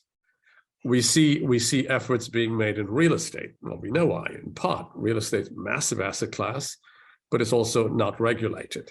We can go for hard assets, gold, and yes, we can solve and create very exciting benefit frameworks where we can show the benefits of this technology. But they're over there at the side. The core, financing the world's growth. If we can tackle it, and we can use DLT to solve it, or showcase it can be solved. We actually have a use case that will excite all of us here, because we can then go back and say, guys, I was telling you this thing could be used for something to be transformative, and here is an opening. Now, our framework, the one we are tackling, is the cross-border world. The cross-border markets are bigger than any national market. That was one of my opening premises. And the cross-border market is one in which you don't have most of the players licensed in national frameworks are just not licensed to sell and engage in that cross-border market. So it's owned by 20 global banks. If you want to understand where they make the bulk of their money, they make it there. What Marco Polo has set out to do is to solve a regulatory problem that limits the local firm from selling its products globally. I wouldn't go through all of that here, but it's a lot about getting the specialist license, and we have those, and we're expanding those. And we're building on top of that technology to allow the local firm to come into the US and into the European market, put out their products, not be licensed outside their local markets, but utilize our footprint to distribute their products to the global market. So we're unlocking this world of local capital raising for the global investor by solving a core regulatory problem. How many players are we talking about out there? Well, look, by some estimate, the number of investment banks advising investment banking boutiques and advisory service firms out there, 70 to 100,000 around the world. There are more of them than you realize, and they're proliferating. And I'm not just talking, now let me add in funds. A lot of funds are sitting around the world and need to have the regulatory framework to actually sell their products, distribute their products, promote their products globally. And the big ones do. They have the licensing, and the majority of the firms, just as we have in financial services on the investment banking side, you have it on the fund side. Thousands and thousands of funds cannot promote their fund opportunities to investors because of this regulatory framework. We solved that. Now let's assume we are able to solve and create a world in which thousands of local players can now come onto our platform and promote, raise capital from Brazil, raise capital from Ghana, raise capital from Germany. Now let me layer in a third story here. ESG. There's a lot of recognition going on this call about where ESG is one of those case studies we are looking rather hopefully at, thinking this could be a catalyst for some of the things we all share here. Well, it is potentially, but net zero has created a global mandate, pushing capital down to finance the growth, finance on national levels, programs to move away from the traditional carbon spewing economies to ones that get us to that target. Now, as you get outside the major markets, more and more economies are small, medium-sized enterprises. Who finances them? Who raises capital for them? The investment banks we're talking about, the sellers we're talking about. If you cannot finance the SMEs of the world, say goodbye to net zero. And what is happening here in the world of SME financing that is trying to move along the path of ESG is that we're getting into a world of new rules, more rules, and this is where the world of smart contracts and the dynamic tracking that is required around that promises perhaps one of the richest areas for the application of DLT technology, DLT, with a very visible benefit and a very, very visible set of use cases. We're seeing the emergence of a massive green bond issuance framework, but we're also seeing the World Bank and players around the world recognizing if we can actually combine DLT with ESG, particularly raising the green bonds and other scenarios, this is a huge use case. Now, my invitation, so we went delighted to be working with DigiShares. We are utilizing their framework. We pushed them a little bit. I mean, they're the far end of tokenization, and we brought them back a little to the world of legacy, which is the world in which people operate in. Too much of my world operates in that space. Our approach is that we're launching portals around the world, starting with Brazil, but we move to the UK next, where we're going to create a framework for local firms to promote their products, both in the traditional format. You can say to somebody, if you want to buy the offering in the traditional mold, here it is. But we're going to tokenize it. And you can buy it in the token format. We're not forcing you to take one or the other. It's a private marketplace. It's very much an institutional marketplace. But if we anticipate we're going to be able to bring thousands of institutions into that plan. I'm not going to go into all our plans on this call. But I'd like you to step away from this and say, Fireblocks, Polygon, all of these pieces you're building. The utilization possibility in a cross-border platform that is actually going to engage 50 to 60,000 of the local sell side, the exchange, the private marketplace around the world, and bring it all onto one framework under which global investors can come and search, find, and interact, is not just transformative capital raising. It is the framework under which much of this dynamic we're talking about begins to progress in the direction from the democratization of capital. If you can get more capital into these markets, you're going to unlock more liquidity in those markets. You're going to set the virtual cycle in which financial products and services will get into more layers of that society. I'll pause because I think I've run my course, and I just wanted to share with you that vision. That's a use case. If we can execute that, I think we have a use case for digitization that would be seen as tremendously exciting. And it's not just about getting the carbon credits digitized. That's great too. We have that as part of our story. But if DLT can be used, remember to lower the cost of capital in the markets around the world where the cost of capital has the foundation of poverty and is the foundation of why they grow so slowly. And I'm not just on Brazil and India where you can get the capital, but DLT can help them in a measure. Let's think of places where we can go beyond that, where this platform of the kind I'm talking about could make a difference. We can finance the $10 million coffee plantation in Ghana. We can finance things in markets where markets aren't reaching. I pause. That's it. Delighted to answer some questions on this, but that's a use case. Fantastic vision, Vinode there. Thanks, brilliant, excellent presentation and content there. We're gonna crack on, and I'm sure that some questions maybe will come up in the final Q&As that we'll do with everybody at the end. And so the final speaker we have is Andrew, who I see is ready and waiting, got his presentation up. So that is my cue to disappear. Andrew, crack on. Thanks, Tom. And thanks, Klaus and team, for having me. So just by way of introduction, Andrew Tymms, I'm a leader in Bain and Company's global private equity practice and financial investor practice. So we advise all the big PE buyout funds, growth capital funds, VC funds, infrastructure funds, all of the alternative world. And so I thought I'd spend a few minutes on what's going on in that space as it relates to tokenization and the institutional themes from private capital. So I've got a set of messages here on this first slide, but it's a bit too dense. So I'm going to actually go through about 10 slides just to sort of bring these themes alive.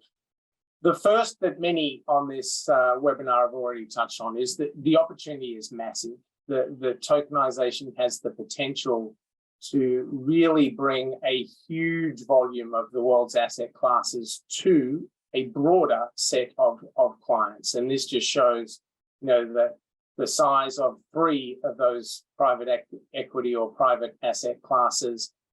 Pure private equity venture capital, it's $6 trillion. There's a tiny little black bubble on each of these, which is the amount that's been tokenized so far. Private debt, 160 trillion plus, tiny amount being tokenized. But as Colin said, this is all on a fast penetration curve. And global real estate, the world's largest asset class, 300 trillion plus, being tokenized. Massive opportunity for private asset classes to be distributed more effectively and operated more effectively with tokenization. And we're starting to see much of that. But one topic that is just top of mind for so many of the private equity funds and alternative asset managers is distribution and indeed the democratization theme. This page just shows the scale of private wealth, which, as I think Victor mentioned, is in 2 broad blocks: institutional capital and a suite of private wealth, high net worth, very high net worth, mass affluent. Many people put the family offices in institutions. In this instance, it's in the private wealth bucket, but it's huge. It's 130 to 140 trillion dollars.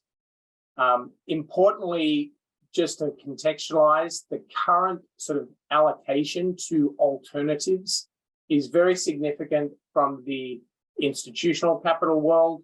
Circa 8% of all of the money that they manage is in private alternatives. Obviously, a lot of it in the public markets as well. But 8%, and it's less than 2% in the private wealth bucket. There is some exposure. Clearly, family offices have some of that, the first sliver of color here, but the vast majority do not yet, and democratization is clearly a means to access that huge pool of capital.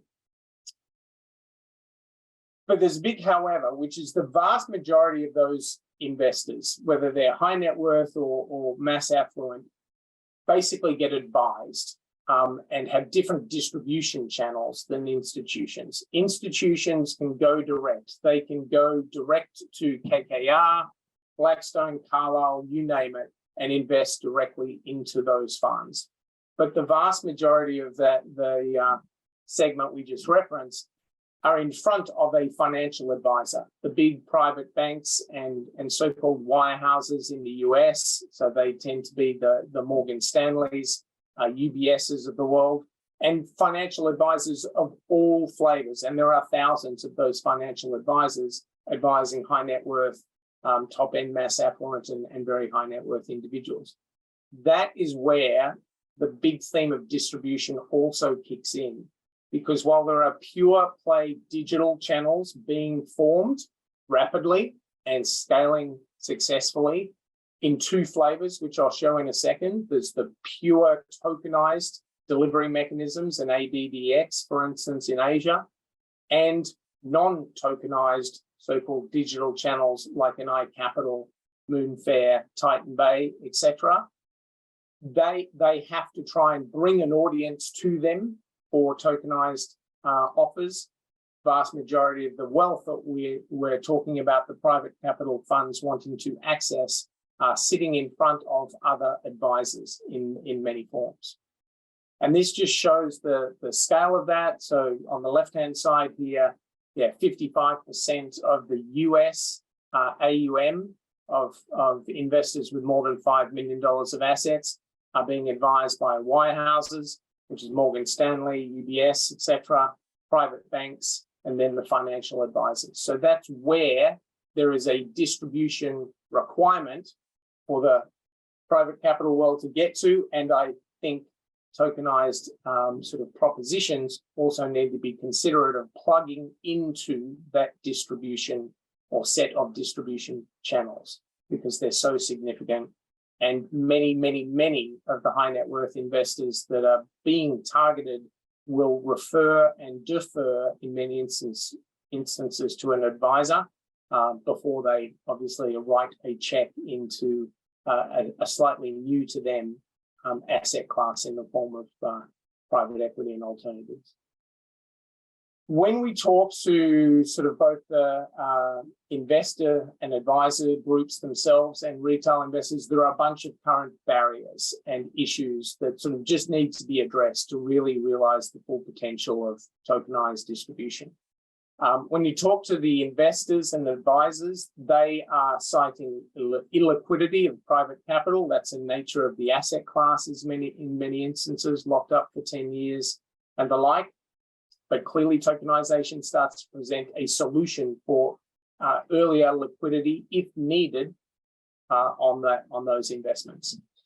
In some cases, it's too expensive. The purple, too difficult to understand. Need to understand the nature of the asset class before I write a check. In green, and difficulty in just getting access is also one issue that the investors cite. When you talk to retail investors directly, it's actually a huge amount of education being required. They don't all know what this private capital proposition is and the nature of how those funds make money, their business model, and all of the dimensions of making those investments. You can also see here from a retail perspective that access in blue is cited, liquidity in red is cited, economics and fees, obviously, fee levels are also cited. All of these are barriers that do need to be addressed. Tokenization has solutions to several of these elements, but needs to be deployed into the right places that include particularly those channels. Within the digital channels, there are really sort of two broad groups trying to get access to those pools of capital. There's the pure tokenized players, obviously DigiShares, Securitize, ADDX as a platform, etc. And there's non-tokenized. These are feeder funds. They're often set up with a digital front end, a very slick app, a very slick website. But the behind the scenes is not a tokenized product. It is basically a pooled investment from those entities into, for instance, a KKR fund, and then being made available at a lower level of access, $10,000 minimum, $50,000 minimums to a target customer base. Very quickly, these are two competing channels for the private capital world to get to those high net worth and ultra high net worth mass affluent customers. They're pretty similar on the surface with a few differences that are down the bottom of the page. Basically, you're ending up investing into the same thing. Dollars flow differently. This isn't a limitation of the technology, but as was referenced, I think, earlier in the webinar, in the tokenized model at the moment, most of the offers are saying, please give me the total commitment up front, as opposed to capital calls, which obviously tend to take an upfront commitment, but then draw down the cash as the investments are made by a KKR or a Blackstone, etc. And that improves, if it's done over time, it improves the IRRs of investing into those asset classes. If it's taken all up front, then there is a little bit of a limitation to the returns on a relative basis. And the non-tokenized world are tending to allow the initial deposit and the capital calls. It can be solved, but nonetheless, there are some differences there. And then are investors right down the bottom of this page able to sort of trade those assets and borrow? We're starting to see the beginnings of secondary trading offers and the ability to post the investment or the asset as collateral and have lending against it. But plenty still to be developed on those fronts. So if you really just do a quick scorecard of those two distribution mechanisms, On access, it's pretty similar. If you really did what's available today, the non-tokenized iCapitals Moonfares actually have a broader offer today than an ABBX or T0 on what high net worth investor can get to in the private capital world in particular. But down the track, the economics of blockchain and tokenization is compelling. This needs to deliver over time, savings through the value chain, particularly savings for the issuer, the KKR Blackstones of the world, in terms of operations and fundraising, which is a cost, and then be able to pass that on to the investors as opposed to just keep it for themselves. And liquidity is a big deal. Not every single high net worth investor needs to or wants to trade out of their commitment to a KKR 10-year vehicle 12 months down the track, nor should they. But the opportunity to be able to do so is clearly a compelling proposition. And there are many swaps that do occur, and the institutional world in particular does a huge amount of sort of balancing their private equity exposures through secondary trade. So tokenization definitely it's easier to do that, and particularly in the world of posting collateral and having portability of that is significantly advantaged over the non-tokenized world. But if you step back, what are the private capital players wanting? They're really assessing, opportunities against these 5 main goals. Top of the list is growing AUM, just getting access to pools of capital that they previously were not able to.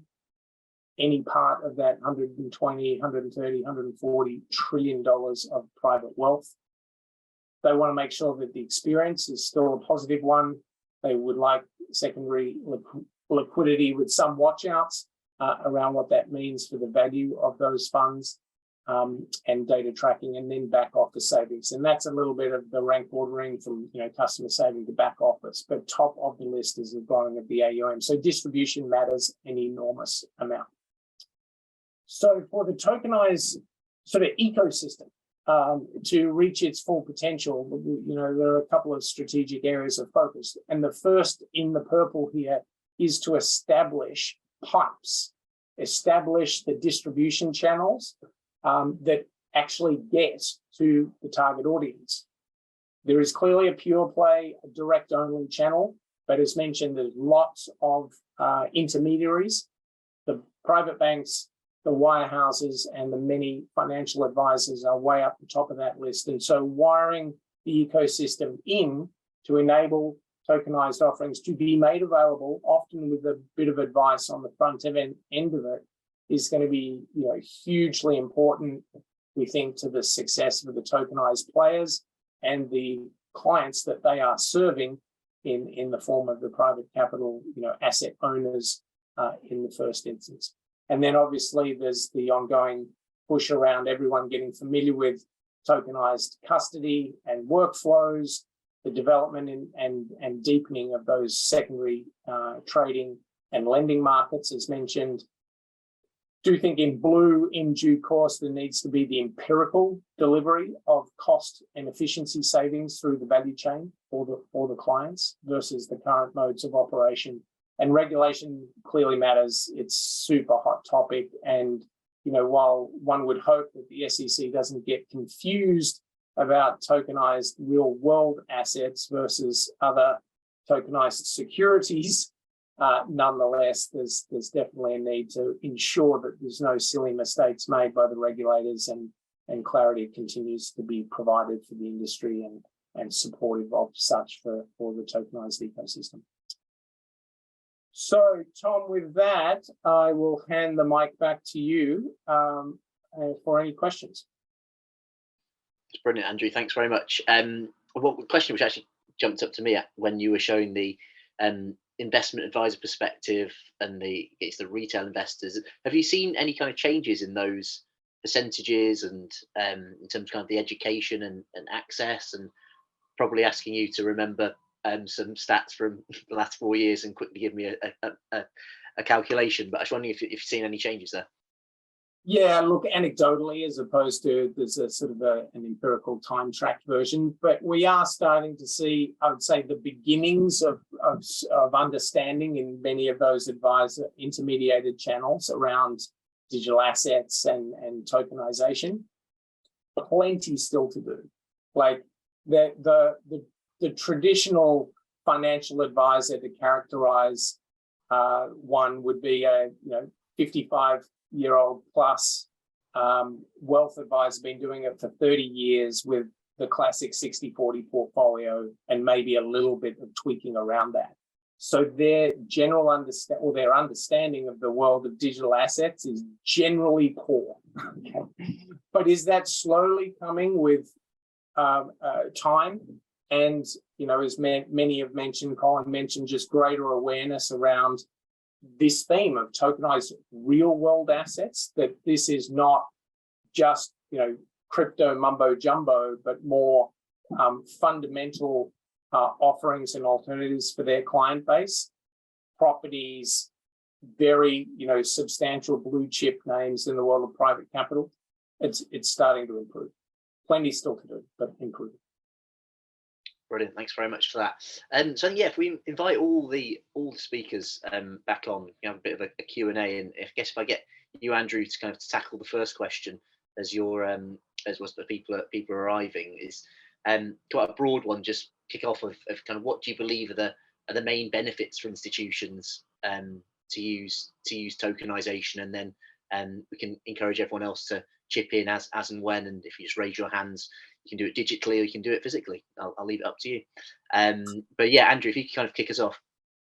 Yeah, happy to. So I think the first is this distribution sort of access. It's accessing very significant pools of capital that historically have been the purview of primarily institutional money into those asset managers.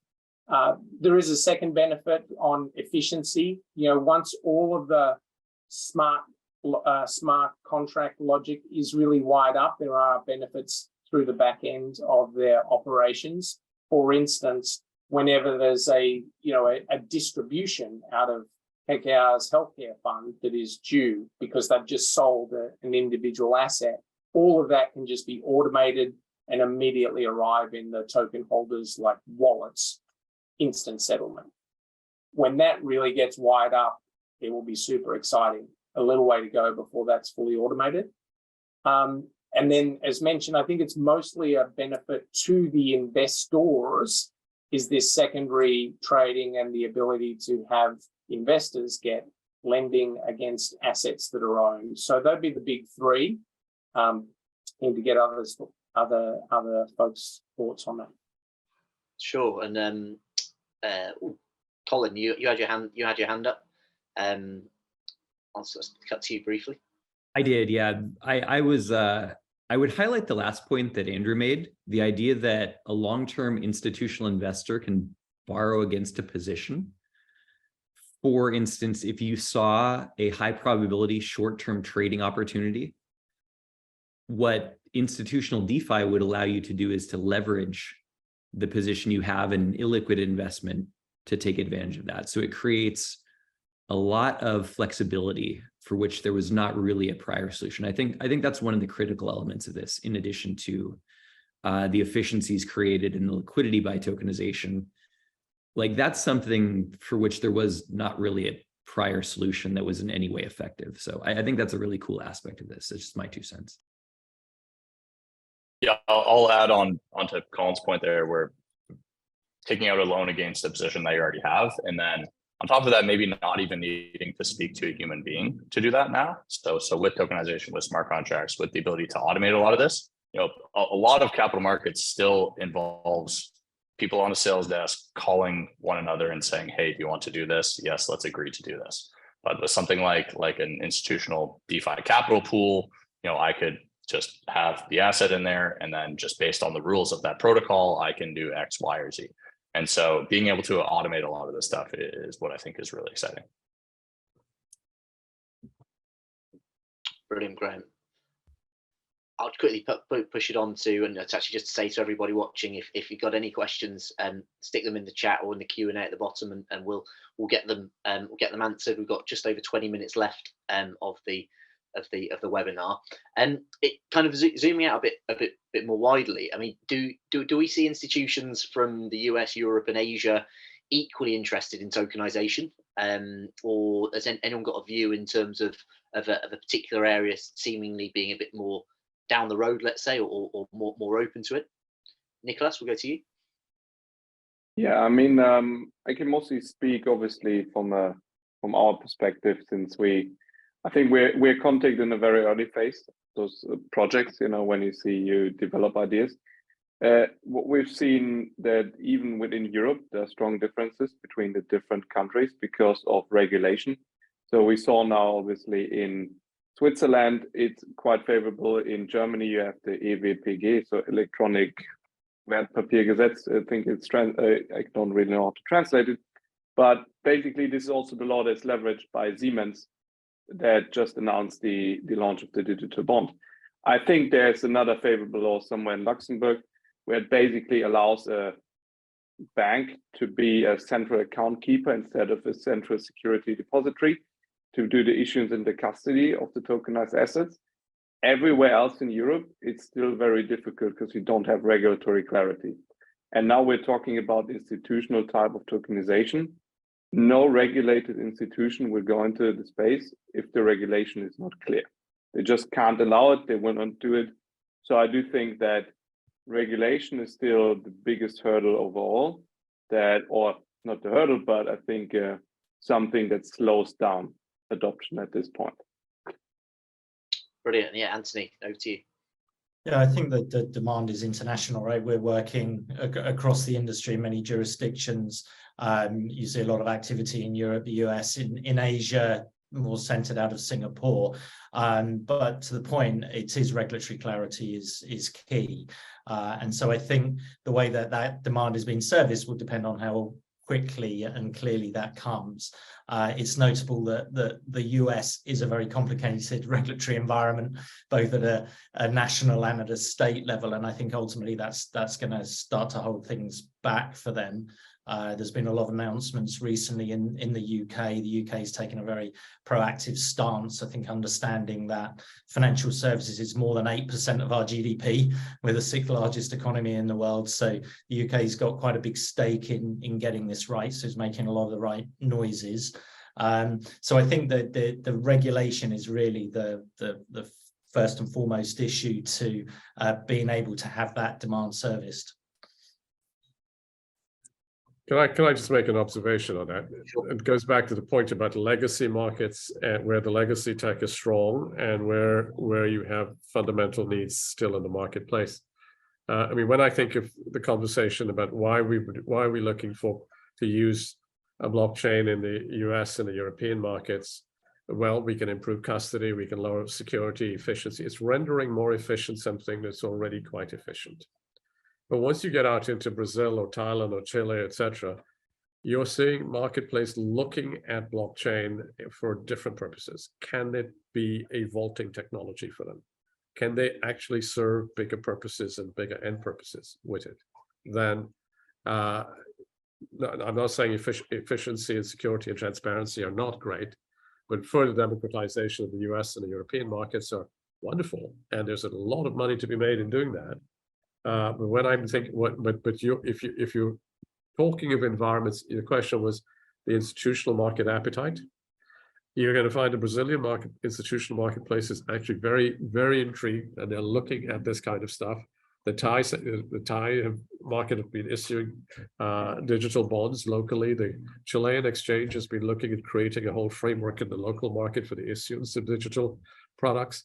I think you're going to find some of these markets where the opportunity, the benefits of thinking that, okay, we don't want to invest in all of this old technology that we were being told to invest in, or made a lot of sense to invest in 10 years ago, but we can actually invest in this next generation of technology and go further ahead in creating efficient markets.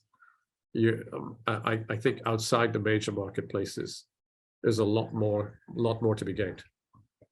I think you can also see that parallel both in terms of how you compare the public and the private markets within developed economies as well. You know, this leapfrogging question, because the public capital markets are built on 30, 40 years of legacy, and there's a lot of sticking plaster holding everything together, but it kind of works, right?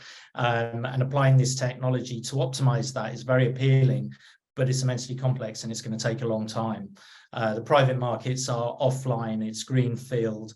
There's new revenues, new business to be made from tokenizing real world assets. So where large institutions spent the last 6-7 years pouring a lot of money into blockchain, hoping that they would rewire their back offices, I think there's a growing realization that actually in the shorter term, it may be better to, rather than try and jack up the old house and give it new foundations, it's better to build a new shiny house down the street. That could be the private markets. And then once you have that infrastructure, those rails, they also work for public securities as well, right? Yep. Absolutely, and kind of keeping the looking from a global perspective, and you know, the amount of time we've heard people talking about lack of regulatory clarity and regulation being a stumbling block over the last 2 years is huge. But a question we just had came in on the chat there. Which region of the world do you think will lead real world asset tokenization? Anyone got any thoughts on that?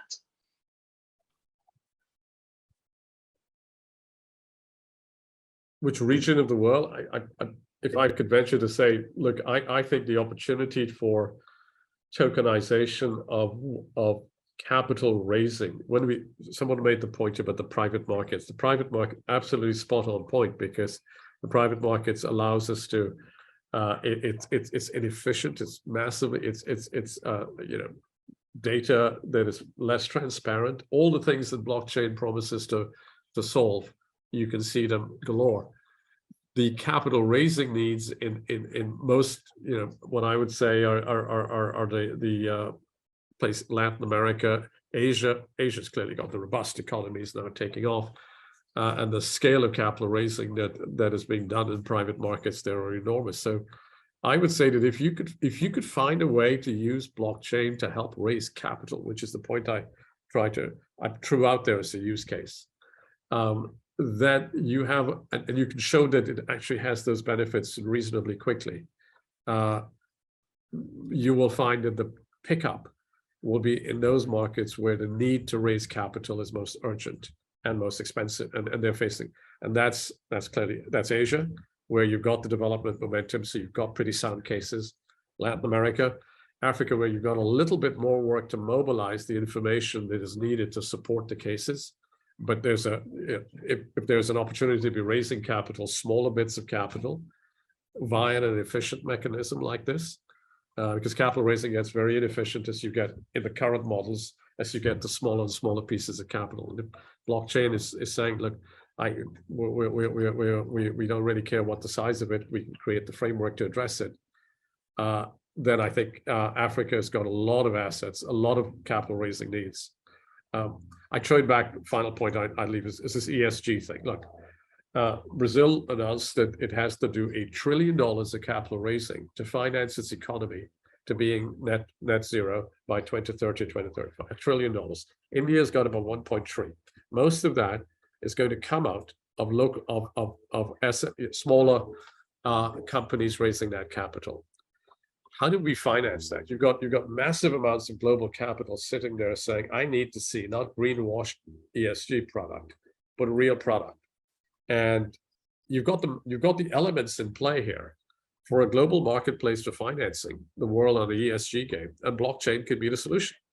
And if you can put the two things together, I think you have a game that will excite a lot of attention in a real world, as Bitcoin excited us all, but it lived over there, and it managed to create major momentum in the marketplace for us to understand it. Something like tying DLT, tying blockchain to ESG, and addressing the core problem that's there, which is primary capital raising, is a phenomenal market case for all our goals here, that we're trying to get the market to see the benefits of this thing. And many of the other things follow true. BlackRock, who we are talking to about this, is massive commitment to ESG. And if it sees a framework in which it can begin to push out its guidelines, not just on ESG, but on adoption of tokenization to support, the two things go rather nicely together. Enough said. I think I've addressed a lot there. Colin, you put your hand up, and then we'll go to Anthony. I would say I would answer the question hopefully directly by saying that every jurisdiction is moving forward, I would say at an equal pace. They're all just moving forward with a slightly different focus. In the US, I would say the focus is on tokenizing funds. In Switzerland and Germany, I would say I'm hearing a lot about carbon credits. In Asia, it's starting with structured products and private credit. And the Middle East is also coming. And I have to be very broad about that one. But everybody's coming soon, just with a different focus as to kind of what direction they're coming from. Anthony?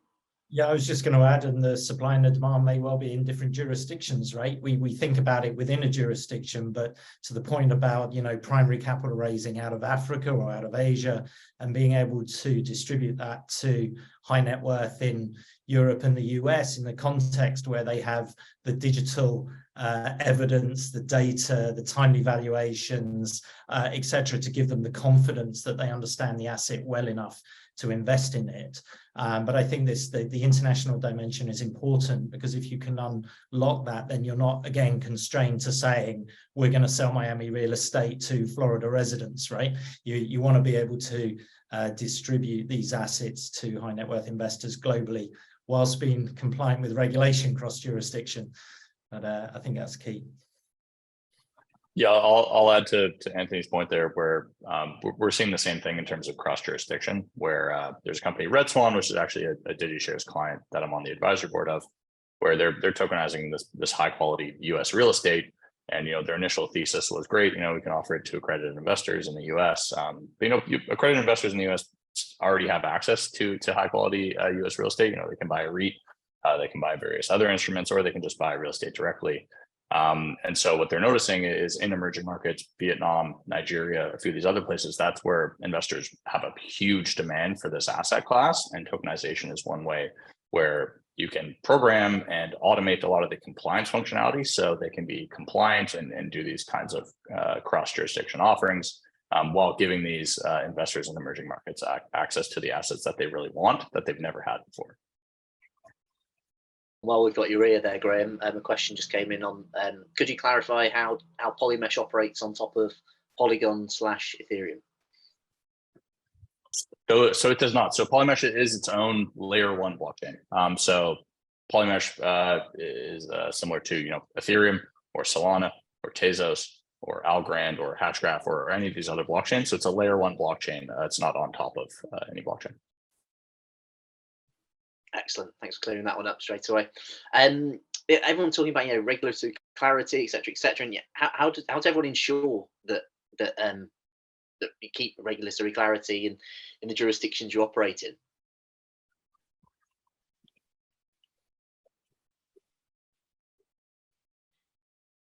A lot of silence. Yeah. It is. I think one of the topics at the moment that's the concern is that in many ways we're dealing with existing securities regulation, and much of what we're doing with digital securities, we think it's right and sufficient to operate under existing securities laws and regulations. One of the issues is that in the clamour for regulators to get on top of this subject from the world of virtual assets in crypto, there's the potential for it to bleed across into regulated securities. We're actually we're responding to Majesty's Treasury call for evidence in the UK on this topic, where we might get ourselves in a situation where you've got a regulated security, but then the regulators think it might also be a crypto asset because it happens to use some sort of technology, and therefore you fall under an additional regime and lots of regulatory requirements. I think these could be missteps by governments and regulators. And so I think at the moment, you know, there's a lot, it's important to have a good level of communication with the industry and regulators and governments in different jurisdictions to help educate, help understand that, you know, real world assets are not virtual assets, that, you know, we have many decades of evolved securities regulation, which is very sufficient when you know you're dealing with a regulated security. So I think there are some of these things that are topical at the moment to make sure that there is a clear demarcation, and where you've got a regulated security, it's clear and you're using existing regulation and it's nothing to do with crypto. Colin. Yeah, I would say quickly that I think the big players that are coming are speaking directly to the regulators to make sure that the solution that they're proposing is compliant now and in the future. And I would say, secondly, that some players are moving forward absent full regulatory clarity, because I think they realize that if they don't have a structure in place and regulatory clarity comes, a lot of their competitors will have already started moving ahead and they will be behind. Yeah, and coming out of the institutional world, before my life with Ownera, I think it's worth recognizing that, you know, before the financial crisis of 2009, there was specific rules around regulation, and then large institutions would optimize to the rules, but not necessarily get the best outcome. And both post-financial crisis, major regulators of the world moved to principles-based regulation, you know, what we might summarize as do the right thing, right? So large institutions are all looking at regulatory landscape, thinking not just what does the regulation say today, but what may it say in 5 years' time. And so that quite rightly is causing them to, they will always take a fairly conservative approach to this. And so that's why it's important to make sure that when we're talking about, you know, digitizing existing securities, that it falls cleanly under existing regulation, it's well understood, and institutions can move forward on that basis. That's great. And then Klaus, I see you're sneaking back into the my view here. I was going to ask everyone just if they had any kind of closing remarks or closing thoughts to share with everyone. I think it's been a really good webinar and covered lots of good topics as part of it. But Klaus, do you have anything else to add before we do a quick whip round of everybody, Klaus? No, I've been very pleased with the discussion, and thank you everyone for participating here and speaking. Yeah, that's it for me. Thank you very much. Short and sweet from Klaus, as ever. Yeah. So if anyone's got any final things to add, I've just looked in the Q&As, and I don't think there's any other questions that have come in specifically. Colin, see you've got your hand up. Let's shoot to you and say if anyone else wants to chip in with 30 seconds worth, then they're more than welcome to. Yeah, as a parting comment, first, Tom, thanks again for having me. Thanks again for having Polygon. I would say that, to me, this is the use case that validates the blockchain and crypto in the eyes of both Wall Street and Main Street. This is the utility use case for everybody. Like it's the largest out there by impact. So all the other ideas happening in crypto, this almost dwarfs the next largest and the third largest. And what I'm talking about is tokenization, on-chain settlement, and DeFi. And I think 2023 is the year that you see all of those ideas come to the forefront. And again, this is really what gets the average user to understand that crypto is not necessarily trading of doggy coins and the monkeys, but it's something that has a very real use and is highly functional for businesses, governments, all kinds of entities. It's highly disruptive, and its actual tangible use is just about to come online. Really, you know, I would argue in a big way for the first time. Excellent, Colin. Thank you. Graeme, you're off mute, so I'm guessing you're ready and raring. Yeah, I'll add on to that. Great points. And so when you look, so I just pulled up CoinGecko which tracks cryptocurrencies. The market cap of all cryptocurrencies is $1 trillion. Apple right now is $2.4 trillion. So you tokenize an Apple and you've 2x'd the market cap of all things that live on blockchains. So trillions of dollars of assets are coming to blockchains. They're coming from the parties that are on this webinar right now. And so I just think it's really, really exciting. There's never been a better time to be excited about security tokens and tokenizing. I think we are all going to be very pleased in terms of what happens in the next 5-10 years. Excellent. Let's go to Niklas, then we'll go Victor, then Anthony. Thank you. First of all, thank you again for hosting us here. It's been a pleasure to listen to all of you guys as well, as always. I think I just want to leave a note in what we've learned in a lot of conversations, that I don't think institutions should always wait for regulatory clarity. It's also sometimes we need to encourage and we need to emphasize the influence certain type of institutions actually have on regulators. And if we search the conversation with them, it can actually help, to drive things forward rather than just waiting and hiding. And because I don't think we have ever had a case where the institution would actively approach a regulator to discuss certain things that they got completely shut down. So I think it's really here to be encouraged for everyone to take the chance. And I think maybe Victor can speak even further to that, how it was for Hamilton to go this road. But I just want to encourage everyone that just asking questions never hurts. But I just wanted to reiterate, I totally agree with Colin that this is and was always the big use case for this, being able to transform the life cycle of securities, not just real world assets, but ultimately then help rewire public capital markets.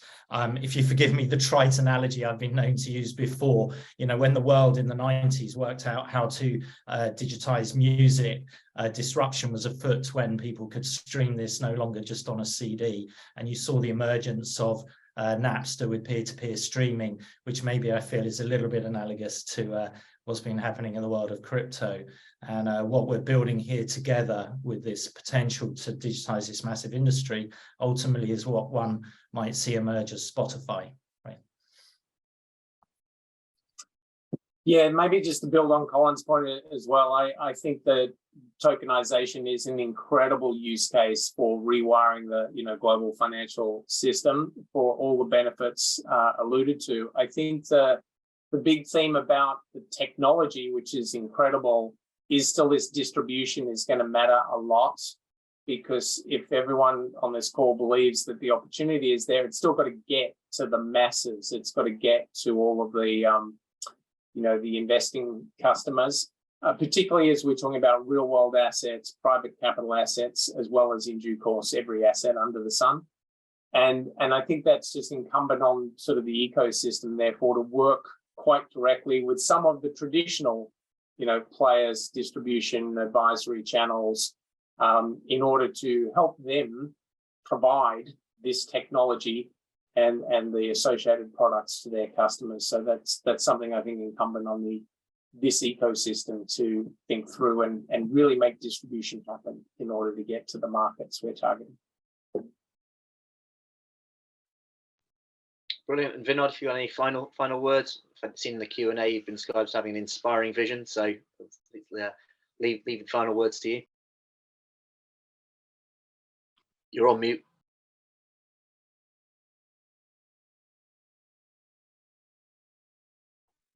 Can you hear me now? So just one observation. I mean, I think there's technology, we're all excited by what technology can do, and there's a world outside that sometimes needs, they wouldn't understand the minutiae of it, but they need cases in which it's so apparent. And, one thought struck me as we were talking, and this has been really one very thoughtful conversation by everyone, really, was that, I was very dismissive, not intentionally, because I'm a great admirer of what Bitcoin set out to do, that, it belongs to a fringe asset class, in my view. But one of the benefits that came out was that we all talk about blockchain today.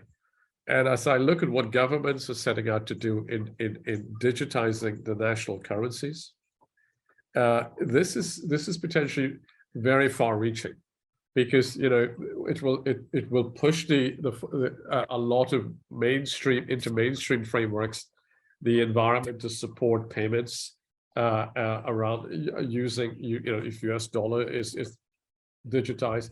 The Chinese are about to do that, experimental, but they may be ready to move much faster. But if the world's biggest trading partner decides to digitize its economy in that way, the knock-on effect for some of the things we're talking about is immense. And I leave that as a that seems to be part of, Colin, your convictions are inspiring. So if this is the year, well, fingers crossed, but this could be a big factor. But I just urge everyone to think about this maybe from the standpoint of the poorest parts of the world. How does blockchain get to the poorest parts of the world? If it's going to wait a generation, well, it's not what we thought it was. Thanks. Brilliant. Thanks, Vinode. And yeah, thanks very much to everyone, all the panel. And Colin says it's this year, or apparently it's yesterday, it's this week. It's all happening. So thanks everyone for your input, and thanks once again to Klaus and everyone for DigiShares for organising. And thanks everyone for attending as well.